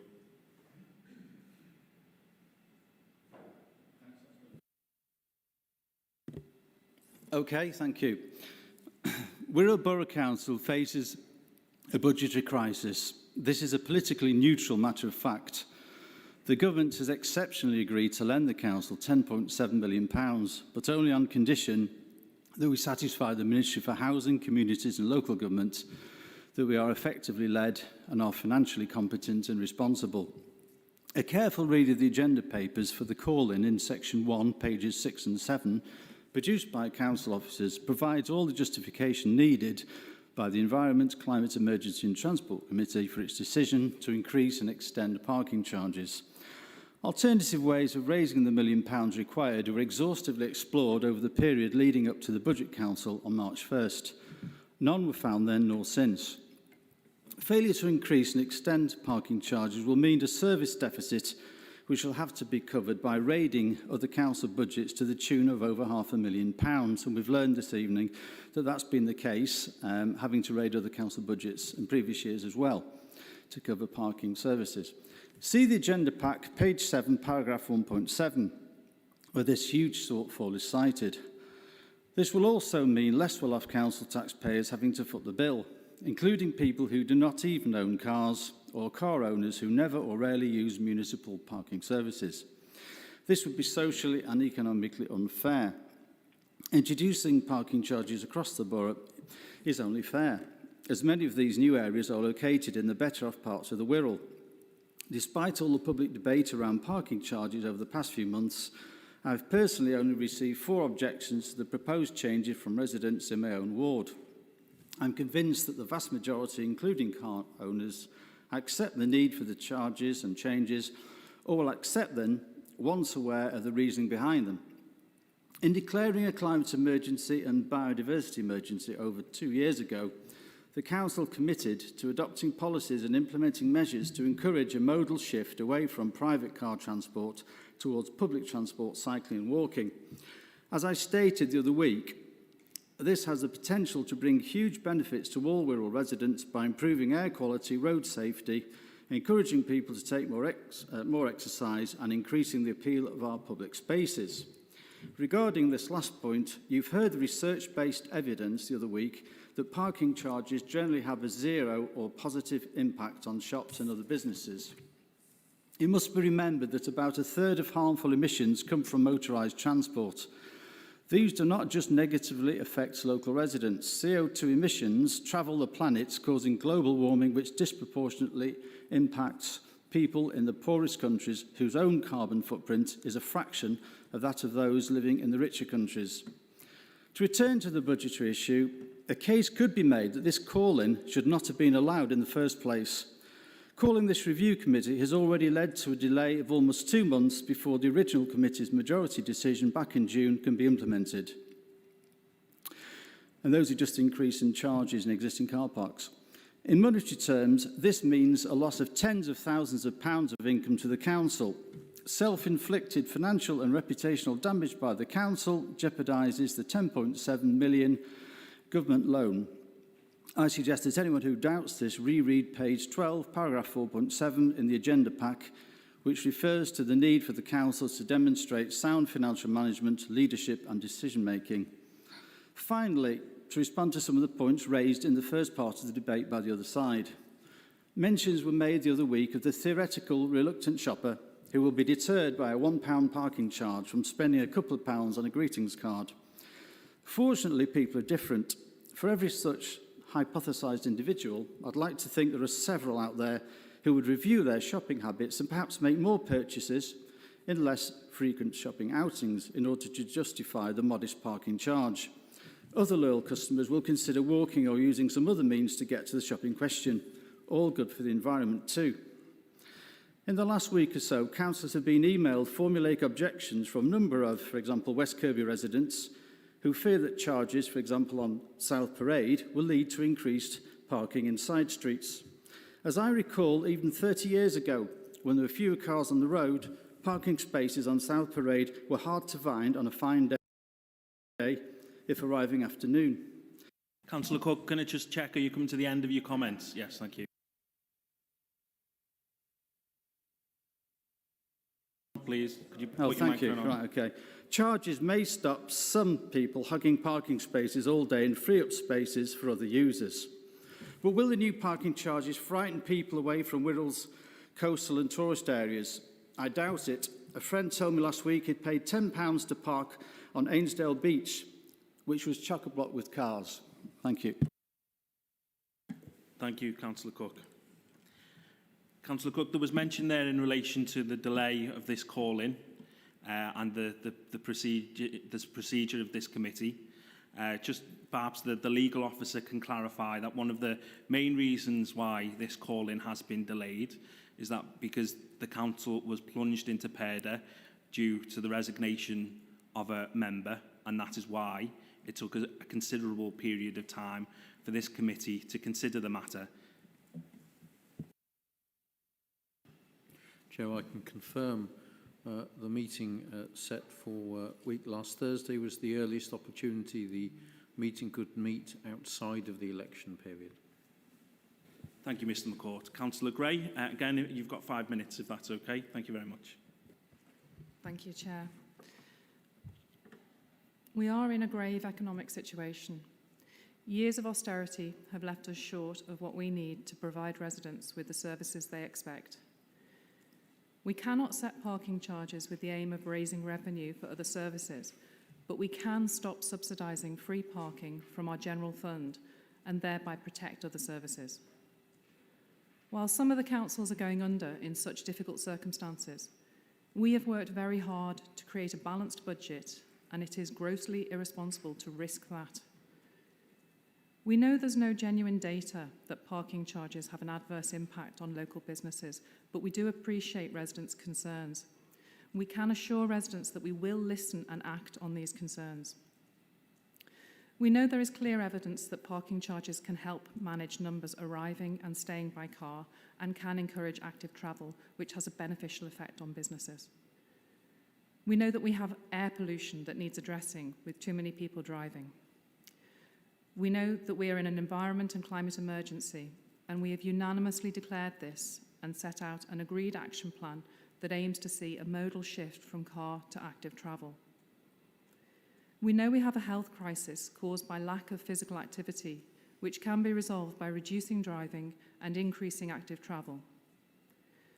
We know that we all, cross-party, agreed to extend and increase parking charges at full council. We know the budget alternatives were breathtakingly awful and were rejected by residents and by councillors. We know that this very call in itself has already wasted tens of thousands of pounds that could have been raised and will now be adding financial pressure on our much-loved and needed services. We know that MHCLG is watching and will take a dim view of lending us money while we refuse to raise legitimate revenue via legitimate means. We also know that we are talking about relatively small amounts of money per customer here, and in some cases 10 pence an hour. And in a number of cases, charges will actually come down as we equalise charges. So this is about fairness. This is about those creating an expense meeting that expense. Parking is not free. Much of the money to maintain car parks and surrounding infrastructure currently comes from other budgets. Budgets that pay for our leisure centres, our public toilets, our golf land, our art gallery, and our lollipop men and women. These are under pressure now, and that can be reduced by making car parking pay for itself at rates that are still and will still be below our neighbouring local authorities. Not everyone uses our car parking spaces, and why should they subsidise them by having other services they do need taken away? This is a matter of social justice. So let's not risk our legal balanced budget. Let's not risk bankruptcy and our services and assets. Let's not break our budget agreements. Let's show some leadership and give our residents what they asked for in the budget consultation. Let's assure them that we will listen to all concerns. That was always the plan. There was always going to be consultation. So I urge this committee to do the right thing and support the decision of the Environment, Climate Emergency and Transport Committee.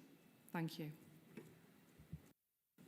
Thank you, Councillor Gray, and thank you for keeping within the time limit there. Much appreciated. Okay, I do know that we have been going for an hour and a half, and dare I ask, because this is the usual juncture at which point I ask the committee whether or not they would like a break. Would people like a comfort break, or would you like to proceed? No, I don't see anyone indicating that they would. Okay, so we'll proceed then to the committee's discussion on the topics raised. I'd like members to indicate whether or not they would like to make a contribution at this point now. Councillor Anderson. Yeah, Chair, thanks very much. And it has been a little 7 hours, and it was, I think, 4 hours in 2018 and about another 4 hours in 2017. We come to, yet again, raising revenue through car parking charges. And this is a third calling I've heard now where we haven't been prepared. We've not been prepared, and we don't know the additional costs into the enforcement. It could take up to 9 months. So the budget is blown out out the water this year anyway. From what I've heard this evening, I think it's ill-advised at the moment. I think it should be referred back to P&R or Council for them to look into this matter further and make other decisions, and I'll have something to move at an appropriate time. Thank you, Councillor Anderson. Councillor Karubi, I think I've seen you indicate next. Thank you, Chair. I think the contention, most of it is where we're talking about implementing car parking charges where there aren't any at the moment, which is the promenades and the displacement and that. And I'm wondering whether, I did say this in the last meeting, whether it could be split into two different areas. One of the officers did state that it would take, I think he said 15 days to implement the pricing in the infrastructure that already exists, the changes. And I'm wondering whether we could split it into two different areas. So that could go ahead straight away, and then we could look at the other areas where we're talking about implementing new charges, if that's possible. Okay, Councillor Karubi, I'm sure we can certainly look at that when we come to the decision we can make and how we might make that. I know that the legal officer has some information that he would like to share on that point. But more generally, in terms of the discussion on the topics raised, I know we have gone through this quite forensically with various witnesses and asked many questions of them and, of course, officers. But are there any other contributions members would make, having heard all of the contributions and evidence thus far? Councillor Cleary.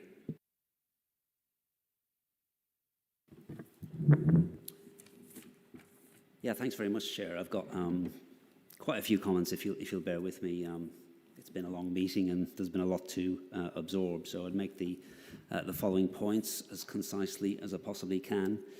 First of all, there's the obvious financial issue that we face an acute budget crisis. That's been repeated time and time again. The head of finance has been abundantly clear about that and has been abundantly clear about the impact that the delay to implementing what was unanimously agreed at budget, what that means for our our budget situation in the current financial year. I think she also made the extremely excellent point that if there were objections to the principle of raising an additional £1 million from car parking charges, then why were those objections not made clear at the time of the budget? And I think that's a really important point.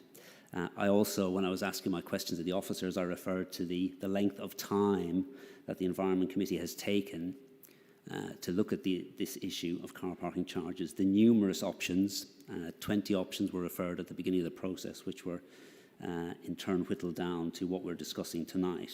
So there's been a long time and a lot of options for people to consider with regard to the issue of car parking charges.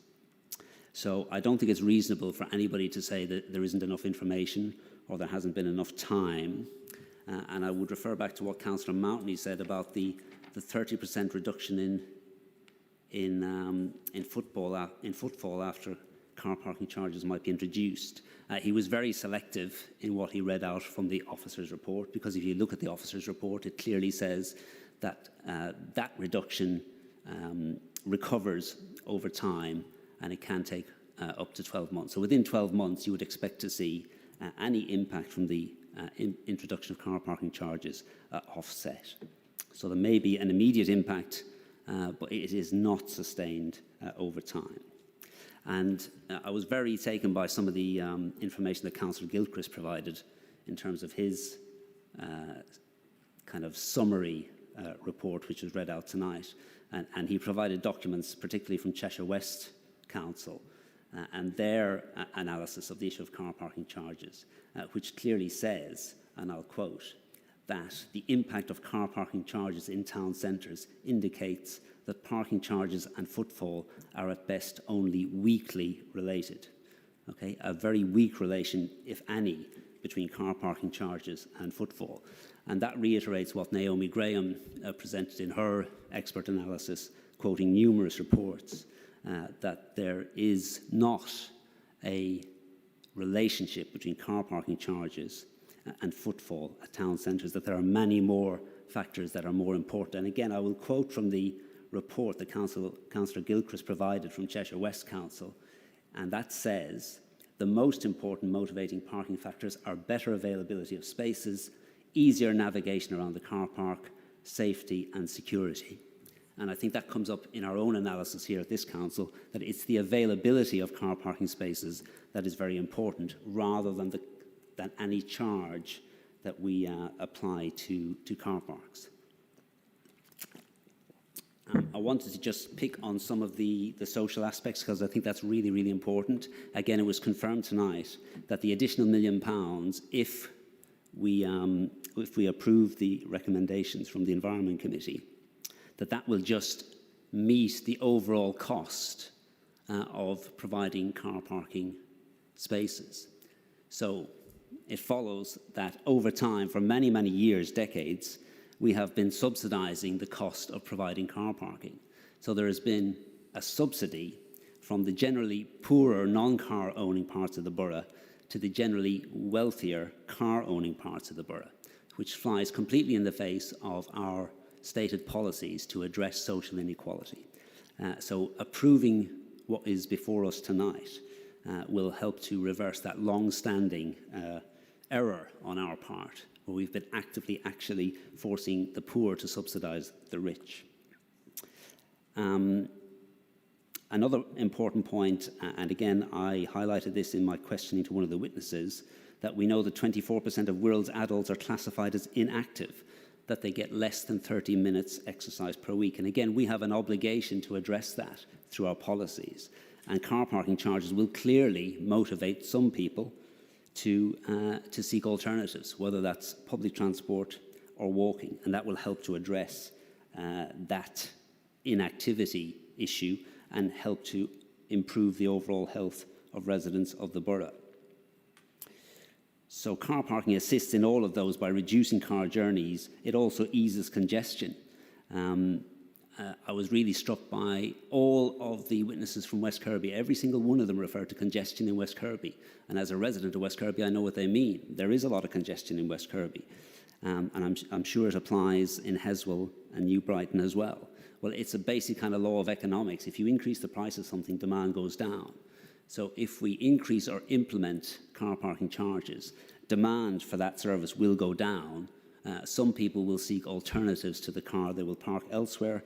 They will use alternatives, and that will reduce congestion. Congestion has an economic cost to business, and less congestion in places like West Kirby is a good thing for business. It's also an extremely good thing in terms of carbon emissions and in terms of air quality. We know that people are struggling and suffering from poor air quality, but in Wirral we have no idea how bad that is, because in terms of the most damaging particulate matters, that's particulate matter 2.5, we have one single measuring station in the entire borough, which is in Victoria Park and Tranmere, nowhere near a busy road. We don't even know how bad the particulate matter is in the air quality that people are breathing, but we do know that respiratory failure is one of the 4 leading causes of reduced life expectancy that impacts that 10-year gap between the east of the borough and the west of the borough. So again, I would say to the committee, we have an obligation through all of our policies to think very carefully about their impacts on residents' health. And increasing parking charges will reduce car journeys, will reduce emissions, and will lead to an improvement in the health of the residents of the borough.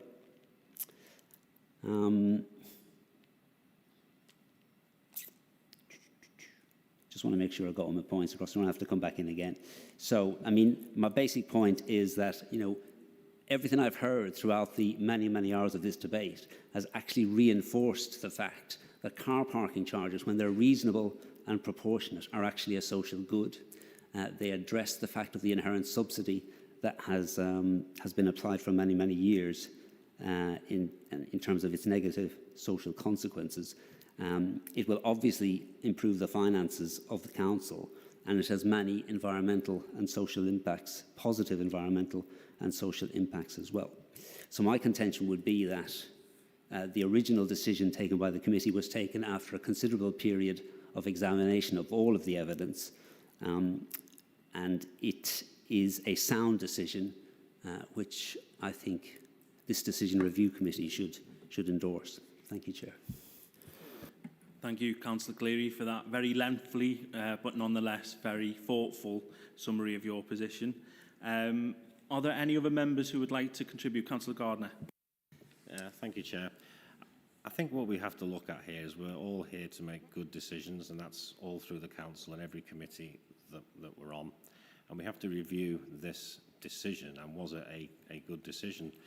And it strikes me, and Councillor Cleary summed it up, and Councillor Cook did as well. Councillor Gray alluded to it. How can we raise more money from car parks by less traffic, by having less cars in them? That's a fundamental dichotomy of logic to me. In the part of the stated aims of the Environment Committee was to reduce traffic through this policy. This was a financial policy put to the Environmental Committee. It wasn't environment policy that they had to enforce. It was financial, it was budgetary led. And it seems to me that they must have talked an awful lot, but too busy sort of happy clapping themselves about the prospect of bashing a few car owners and raising more money from cars and getting cars off the road than they were about actually, was the proposal fundamentally sound? And we've heard from officers that actually it doesn't seem to be. We have a loss-making service, and somehow, again, the magic ticket machines are going to go in. We're making the service bigger with the same amount of people. We're going to make more money and recover the losses. This logic that doesn't stack in this decision. And I appreciate it might have been well informed and well-meaning, and we're all on the agenda with, you know, climate emergency, etc. But we have to make good decisions, and I think the issue tonight is, was this a good decision? And I'm inclined to think it wasn't. Thank you, Councillor Gardner. Apologies, Councillor Cannon, you did indicate earlier. Councillor Graham. Thank you. Yes, I mean, I think I agree with everybody. It's been a difficult decision and review committee. I suppose this was something that maybe I wasn't expecting as part of the new committee system, because obviously I assumed that the scrutiny would be part of those committees. So I think that maybe for me personally, you know, it's come as a surprise, but actually it's been quite a good and cathartic way to look at the original decision that was made. I don't think any of us come into politics to not have to take on the difficult decisions. And I agree that the discussion about car parking has been going on for several years.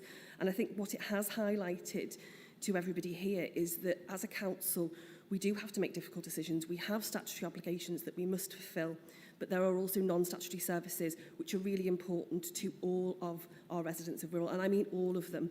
And I think that maybe that's what car parking to me highlights, that can we and should we as a council continue to subsidise car parking when that is not for the promotion of all of our residents? Because ultimately, if we do continue to subsidise at possibly over £1 million, and I do appreciate that the figures have been somewhat difficult, but I think that's maybe because we don't sit on the Environment Committee, and obviously they must have, you know, more information. But I think the figures certainly that we've been given tonight show us that we can no longer continue to subsidise car parking on the Wirral for over £1 million, when actually that could affect our other non-statutory services in which they all enjoy. And I think that Councillor Gray alluded to that, most certainly to do with our leisure services and museums. So no, it's not an easy decision to make, and I was very concerned about obviously the residents coming to us, and I've lived in Hoylake, so I totally understand. I lived on the promenade at Hoylake, and I do understand what people are saying, but I think that our officers have been really good tonight at actually trying to discuss the mitigation, and that all of that was actually put in place and is, according to this document, always going to go ahead as part of the consultation for implementing new car parking charges.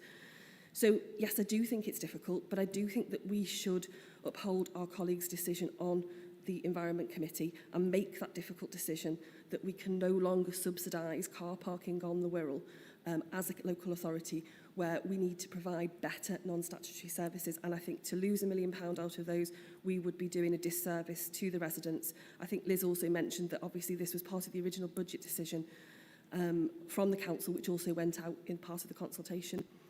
So yes, it is difficult, and we are very, very empathetic to all of our witnesses that came, but I do think that we have an obligation to not continue to subsidise car parking charges for Wirral. Thank you. Thank you, Councillor Cannon. Is there any other member who wishes to make a contribution at this stage? Councillor Karoubier. I think I totally agree with what Councillor Cannon's just said in a lot of cases, but one thing that really sticks with me at the moment is some of the phrases that have been used in this conversation, and that one of them, which really irks me, is that we are subsidising, the poor are subsidising people who park with parking charges. And it strikes me as somebody who lives in Easton, where we have Willy Wonka's chocolate factory of cycle lanes all over the pavements. I don't own a bike, so I really take umbrage at the fact that we're subsidising. People who don't own a car are subsidising people who do.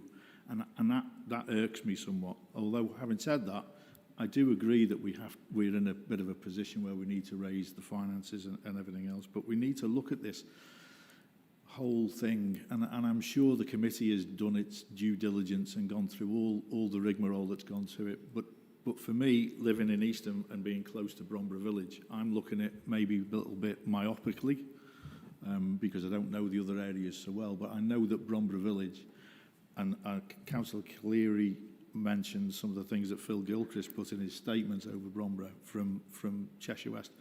Cheshire West was talking about Chester City, which is a city. We're not talking about cities or towns here. We're talking about very small village centres, which will suffer absolutely. We've got Liddell, which is a stone's throw away from the village, and it will kill Bromborough Village. And that, to me, is something that we would like to avoid, if possible, from all those little businesses that are there, and the people.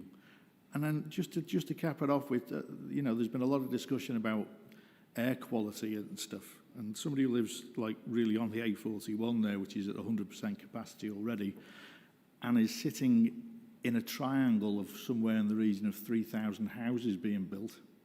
I'm just wondering how much the air conditioning is going to be affected by all that traffic. And believe me or not, they will have vehicles. So we've got to look at that as a whole as well. So technically, a lady said in the last meeting that they spent 20 minutes driving around looking for a space. Well, I would say on aircon policy, on the air conditioning and stuff, air pollution, surely it's better to them to be able to find a parking space quickly than drive around for 20 minutes. So there's arguments to and fro in here. The argument we can't get away from is the fact that we need to raise revenue, and I understand that. It's how we raise it is the issue for me. Thank you. Thank you, Councillor. Councillor Frost. Thank you, Chair. I think Councillor Gilchrist is, Councillor Karubi is right, the toing and froing. I think the pieces from last week that stood out to me, and my intention isn't for the kind of back and forth, because I think you were right last time, Chair, we will go around in circles just constantly disagreeing. I think the pieces that stood out to me were the environmental economist who said car parking charges create a better churn of the space and therefore open up the shops to a greater cluster of shoppers as opposed to those who kind of car park block for a period of time, and that walkers spend more. So even if the hypothesis is true, that those who walk will spend more. So I think, I don't disagree. I think the conversations across both sides, it's a difficult decision and there is a hole to fill. Those pieces of information, and I understand the concerns and the fears because they're emotion-based, because they're people's businesses that they're talking about. So like with last time, my intention isn't to disregard them, but is to say those two pieces of information and evidence to me feel like they significantly mitigate. And I think the 30% drop-off that's been raised as well, the note in the data is that drop-off also comes back. So I think those three, but particularly the first two, give me confidence that it's a difficult decision and they are the mitigations to it. Thanks, Chair. Thank you, Councillor Frost. Any other members like to come in at this stage? No. Okay. So we turn then to the committee decision. I need to invite a proposal to be moved. I think, Councillor Anderson, you did indicate earlier that you had a proposal. It needs to fall under one of the 5 possible outcomes together with reasoning. This may include a short adjournment for the mover and seconder to clarify wording with officers or other committee members. This may then be amended and debated in the normal way. So, I'd remind the committee that this committee, the Decision Review Committee, may either 1. Uphold the original decision, in which case it has immediate effect, subject to, of course, what we've heard in this meeting, very helpfully, I might add, around the traffic regulation order consultations. 2. Refer it back to the Decision-Making Committee, Policy and Resources Committee, or a meeting of the full council with or without recommendations for change. This is the only function of the committee. A decision can be reviewed only once. So, as I say, the Director of Governance and Assurance has helpfully indicated that he will assist members if they need a short adjournment to come together with a form of words that may well meet those conditions that I've just outlined. But I did hear that Councillor Anderson had something to move, so I'll turn to him first, if that's okay. Yeah, thank you, Chair. So I've just scribbled it down as I was going along, so bear with me. So it's, after hearing the significant and detrimental impact the introduction of new car parking charges will have on local residents and business, and the distinct lack of preparation and consultation, committee resolves to refer all options back to council for the introduction of charges at 22 locations across the borough and 5 separate coastal areas, and the standardisation of charges as well. Thank you, Councillor Anderson. Director of Governance, does that fit under the committee's remit in terms of what we may move? It does, Chair. Obviously, normally there is the wording put in there that a referral to council will be exceptional. Clearly, one of the potential exceptions here is that not implementing the charges would require a change to the budget. So that will be a reason for taking this to council. But obviously taking it straight to council wouldn't allow consideration by P&R on its route to there. So I don't know if that's something that wants to be considered, but that will be my only comment, Chair. Thank you. Chair, just can I, my reasoning for that, the exceptional circumstances, council did instruction at budgetary, so that we meet the exceptional circumstances. Also, it just puts another barrier in of going to P&O and then potentially delaying the decision again. So the reason is rationale is straight to council for those reasons. Thank you. So Councillor Anderson has moved something. Do I have a seconder? Seconded by Councillor Rennie. All those in favour, please indicate now.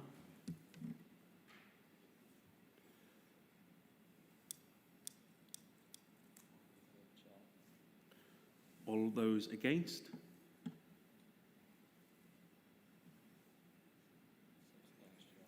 And there are no abstentions, it seems. So that motion, sorry, am I stealing your bit, Mr McCord? That motion seems to fall. Those for were 5, those against 6. Are there any other motions that people would like to move? Councillor Cannon. Yes, I do have a motion. I don't know whether it would be worth just checking with Mr McCourt first with the wording, or would you like me to read it out and then take his advice following, Chair? We can adjourn and do that very quickly. Whatever you prefer. I think it's only fair to you, for you to make the decision you will want to. Okay, I'll read it then, and then we'll see where we go. The Decision and Review Committee recognises that the Environment, Climate Emergency and Transport Committee was making a decision as a result of an instruction within the Council's budget. This was agreed unanimously by all members and sought to find a means to reduce the subsidy to car parking accounts to provide the 1 million to this year and following year's finances. This committee has not heard any viable alternative during the process as to how that money could be found in any other way other than implementing the original decision. This committee feels that all other options it has explored result in doing greater and long-term financial harm to the council and its communities. This committee has also heard the fears and support of members of public, businesses and voluntary groups regarding how they feel the decision may negatively impact them, and we hope that some of those initial fears have been alleviated by our officers and within the debate of this review committee. We also seek to assure residences that the consultation will be an essential part of establishing new car parking orders before final decisions are made.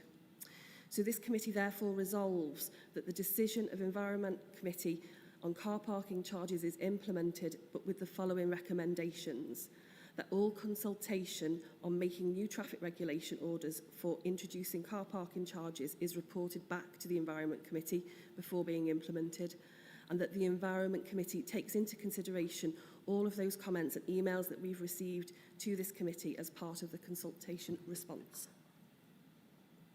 I used to write for Catherine Cookson.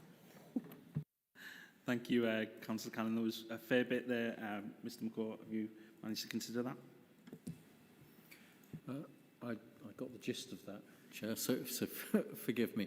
I didn't see anything that would offend anything there, Councillor Cannon. Obviously, part of the decision of the committee was to for the director to implement, but clearly the director would take that on advice, and I think has already worked out that there's quite likely to be more than 15 responses, and so would go back to the committee. So I have no comment. Thank you. But it was perhaps remiss of me when we were considering Councillor Anderson's motion not to ask to see whether there was any amendments. None were indicated, but as I believe is the case, Councillor Cannon's motion can be amended now if people want to. So has anyone got any amendments? Once it's seconded, sorry. So have we a seconder for Councillor Cannon's? Councillor Frost, thank you. Seconded. Thank you. Are there any amendments to what Councillor Cannon has moved and Councillor Frost has seconded? Councillor Anderson. Chair, can we just have a brief recess, actually, just to discuss the Director of Law appoint? Yes, I think that should be fine if we have a few moments of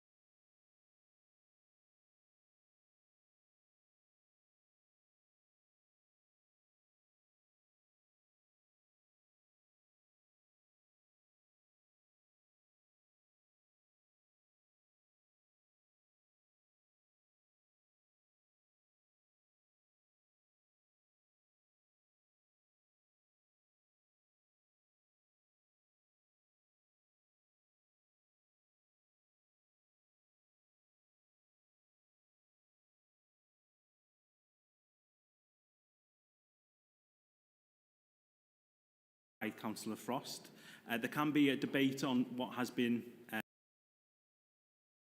moved and seconded as well.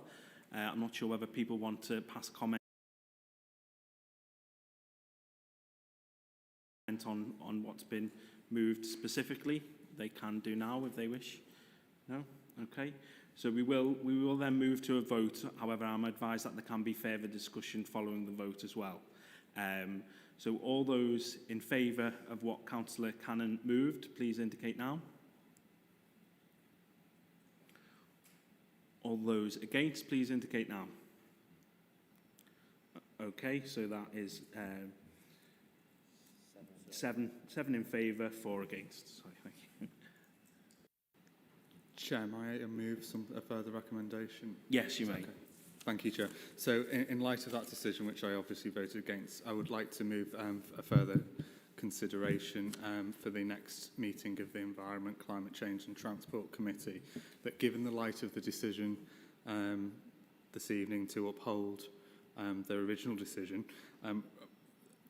this committee recommends to them that they look at consider in implementing the first 20 minutes free in all our high street car parks. Not part of the amendment, but that will be to support people just nipping in for the prescriptions, a loaf of bread, the greeting card, as we heard. And the second recommendation is implement a volunteers free pass, as we do in our country parks, for the likes of those voluntary organisations, you know, that we heard about, the New Brighton Model Lake, so we don't have a cost then of volunteering. Thank you, Chair. Thank you. So that's moved. Is it seconded? Councillor Rennie? Oh, yeah, okay. I struggled to see who raised their hands first. Councillor Rennie or Carubia, whoever the clerk writes first. Okay, so that's proposed and seconded. Yes, of course. Forgive me, just to clarify, if I may. The first 20 minutes free, you referred to High Street, so is this in relation to... sorry, we have to swallow these, don't we? Forgive me, Councillor Anderson, you referred to first 20 minutes free because of the impact on high streets. Is that across the board, so including the standard or just the new TROs? No, the existing ones. I think there'd be a disparity there, wouldn't it? Be pitting communities who already have existing charges like Liscard and those who don't, like to Bromborough, so it will be the existing car parks as well. Thank you. Okay, so that's been clarified as a recommendation.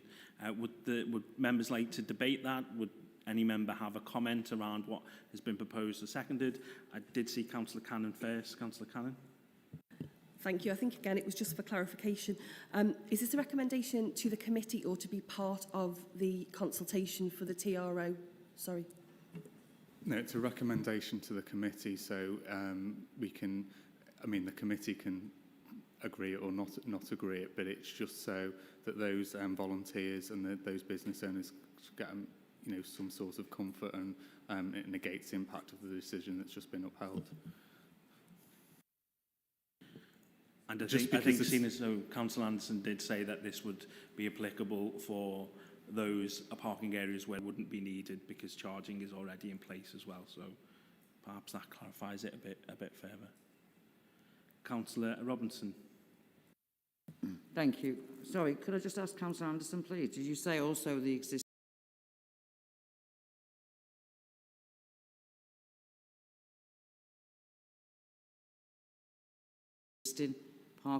park-on charges, but they're going to be reduced under the scheme, obviously, so they're all equal. The other thing was also the consultation actually takes those views into account. I think officers said before that the voluntary scheme for obviously volunteers is something the council does anyway without having had the consultation. So does that exclude obviously the migration risks of residential parking? Would that not be looked at as well? Well, the residential, so to take those 3 points, backwards, the residential parking, the displacement in the likes of our coastal areas is going to be covered by the part of the TRO system. I understand what you're saying about the TROs for new car parks, but the problem is if my view on that is if you're going to introduce the first 20 minutes free, it's not about standardisation of charges, that's just been upheld and agreed. It's to support those local business owners, for those people who just nip in to buy the paper, the greetings card, the loaf of bread in those areas. So to have the first 20 minutes across all our council car parks would help aid the high street in its recovery there, and not it'll negate the impact of people having to pay £1 to pick up a loaf of bread. That was the rationale behind that, and I can't remember your first one. Apologies. Right, I said that obviously I was asking about the standardisation. Did you just say then that wouldn't be included? That or it would? Sorry, I didn't quite catch that part in your answer. Well, the committee's just voted on to uphold the standardisation, and it didn't amend it. So while I don't agree with it, that's just been implemented. This is further recommendations to the Environment Committee to consider at their next meeting to mitigate the impact of these charges on the residents and businesses. No, sorry, Councillor Anderson, I'm aware that there's just been yours as a recommendation to go back to the committee, isn't it? So in that recommendation, just so I'm clear, is it also about the standardisation costs, or is it not? No, I'm not making a recommendation to. I'm not trying to unpick what Councillor Cannon's just moved. No, I'm fully aware of that, Councillor Anderson. I did say when it goes back to committee. What I'm asking you is, going back to committee so I can get the recommendation clear, is are you recommend the committee also do this on the standardisation costs, or is it just standalone for the actual consultation that is going to come out anyway? Again, if I may, Chair, I'm accepting the vote tonight, even though I don't agree with it. Councillor Cannon's motion has been passed to uphold these, so that process will continue. My recommendation is separate to that, and that is to introduce 20 minutes free across all council car parks for the reasons I've just stated, and to introduce a volunteers pass. Why would we want to wait? Why not just give those residents and those volunteers clarity at the moment? That's all I'm recommending. Okay, thank you. Councillor Frost, I think you indicated first, or... Okay. Thank you. Sorry, sorry, Mr McCourt. Can I just confirm, on the volunteers, as Councillor Robinson said, volunteers are already exempt during their volunteering capacity if they make the council aware that they're there to volunteer. Is that right? Oh, sorry, I'm looking at you, Chair, but I guess I'm looking to the officers.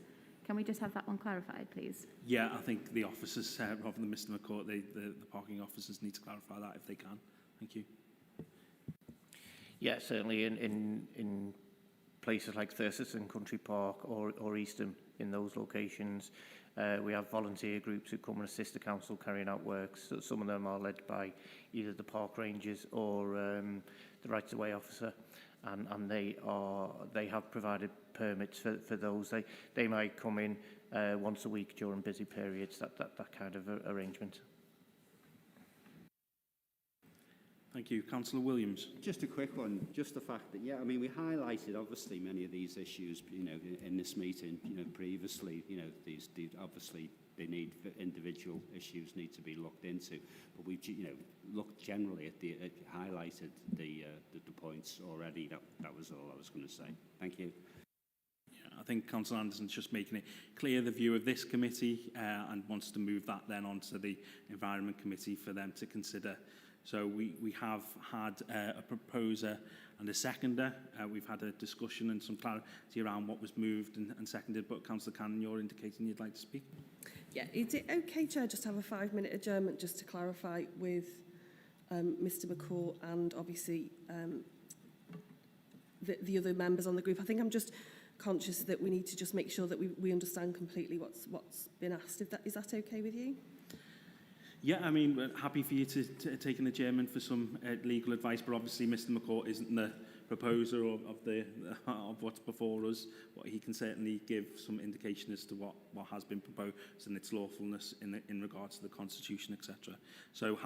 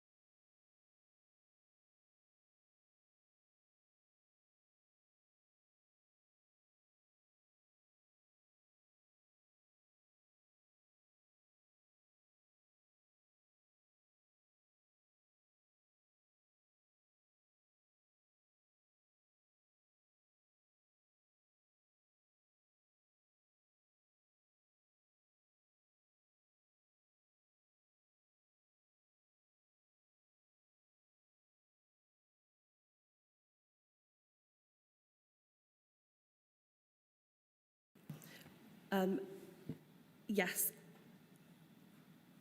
Yes. Okay, thank you. Okay. Sorry, did you want to? Yes, Mr McCourt. It's probably as well that I explained the advice given. So the advice given was what happens with Councillor Anderson's proposal if submitted.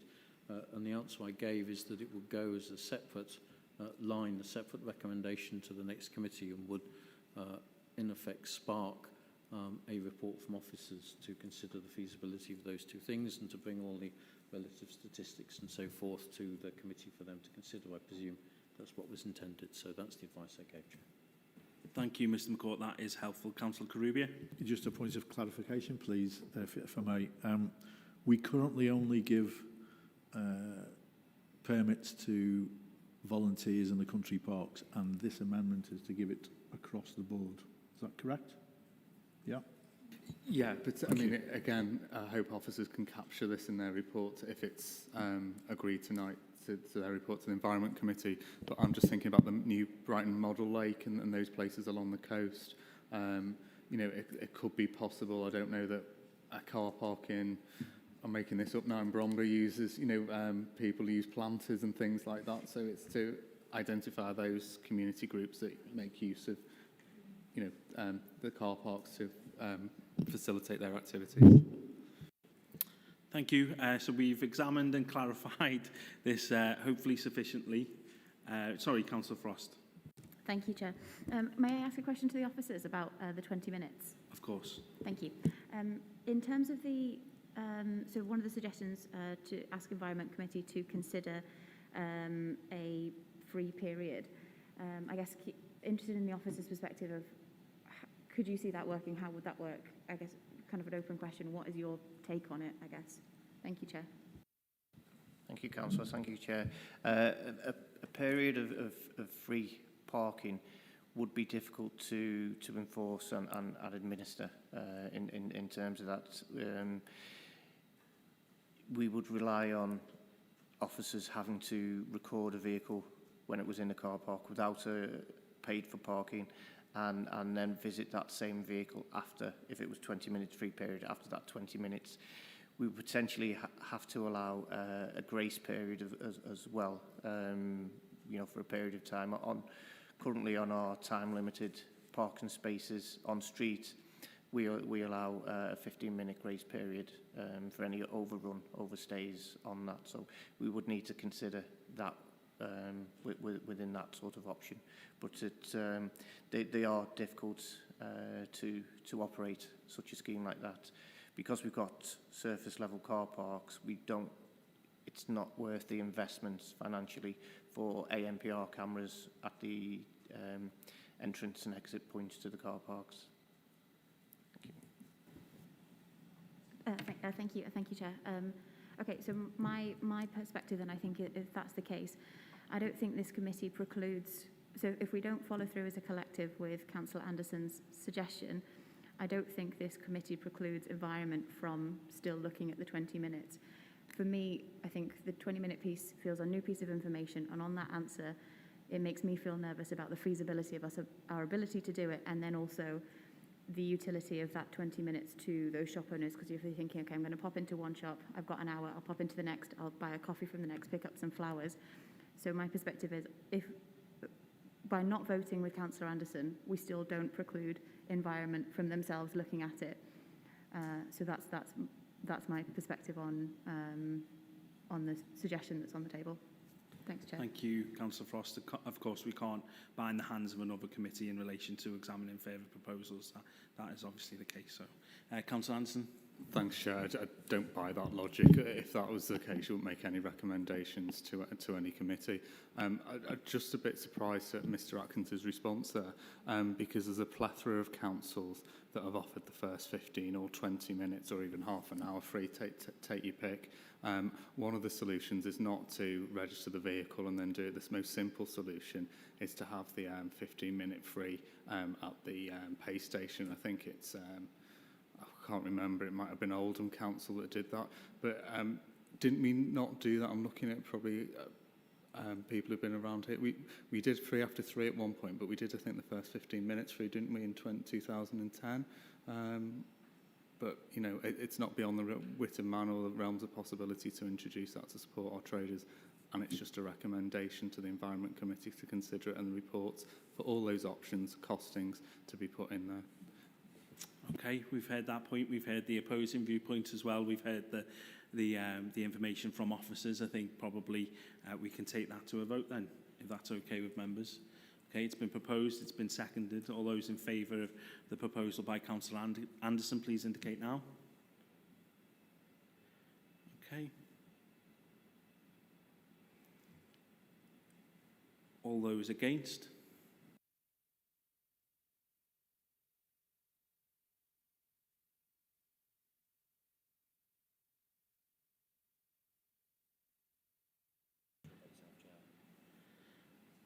Okay, any abstentions? I don't think there are any, are there? Sorry, I had you holding your hands up for a fair while there as I was confirming the maths, and I've still not confirmed it, unfortunately. I've just forgotten it. There was 6 against, 4 in favour, 5 of you in favour. Okay, 6 against, 5 in favour, so that is lost. Are there any other proposals a member would like to put before this committee? No? Okay. Well, then it's just for me to thank all of our officers for coming here this evening, and, of course, for the marathon meeting we had a week and so ago. Thank you very much indeed, and thank you again to all of the witnesses who may well be watching online. Thank you for coming to speak to us. It is much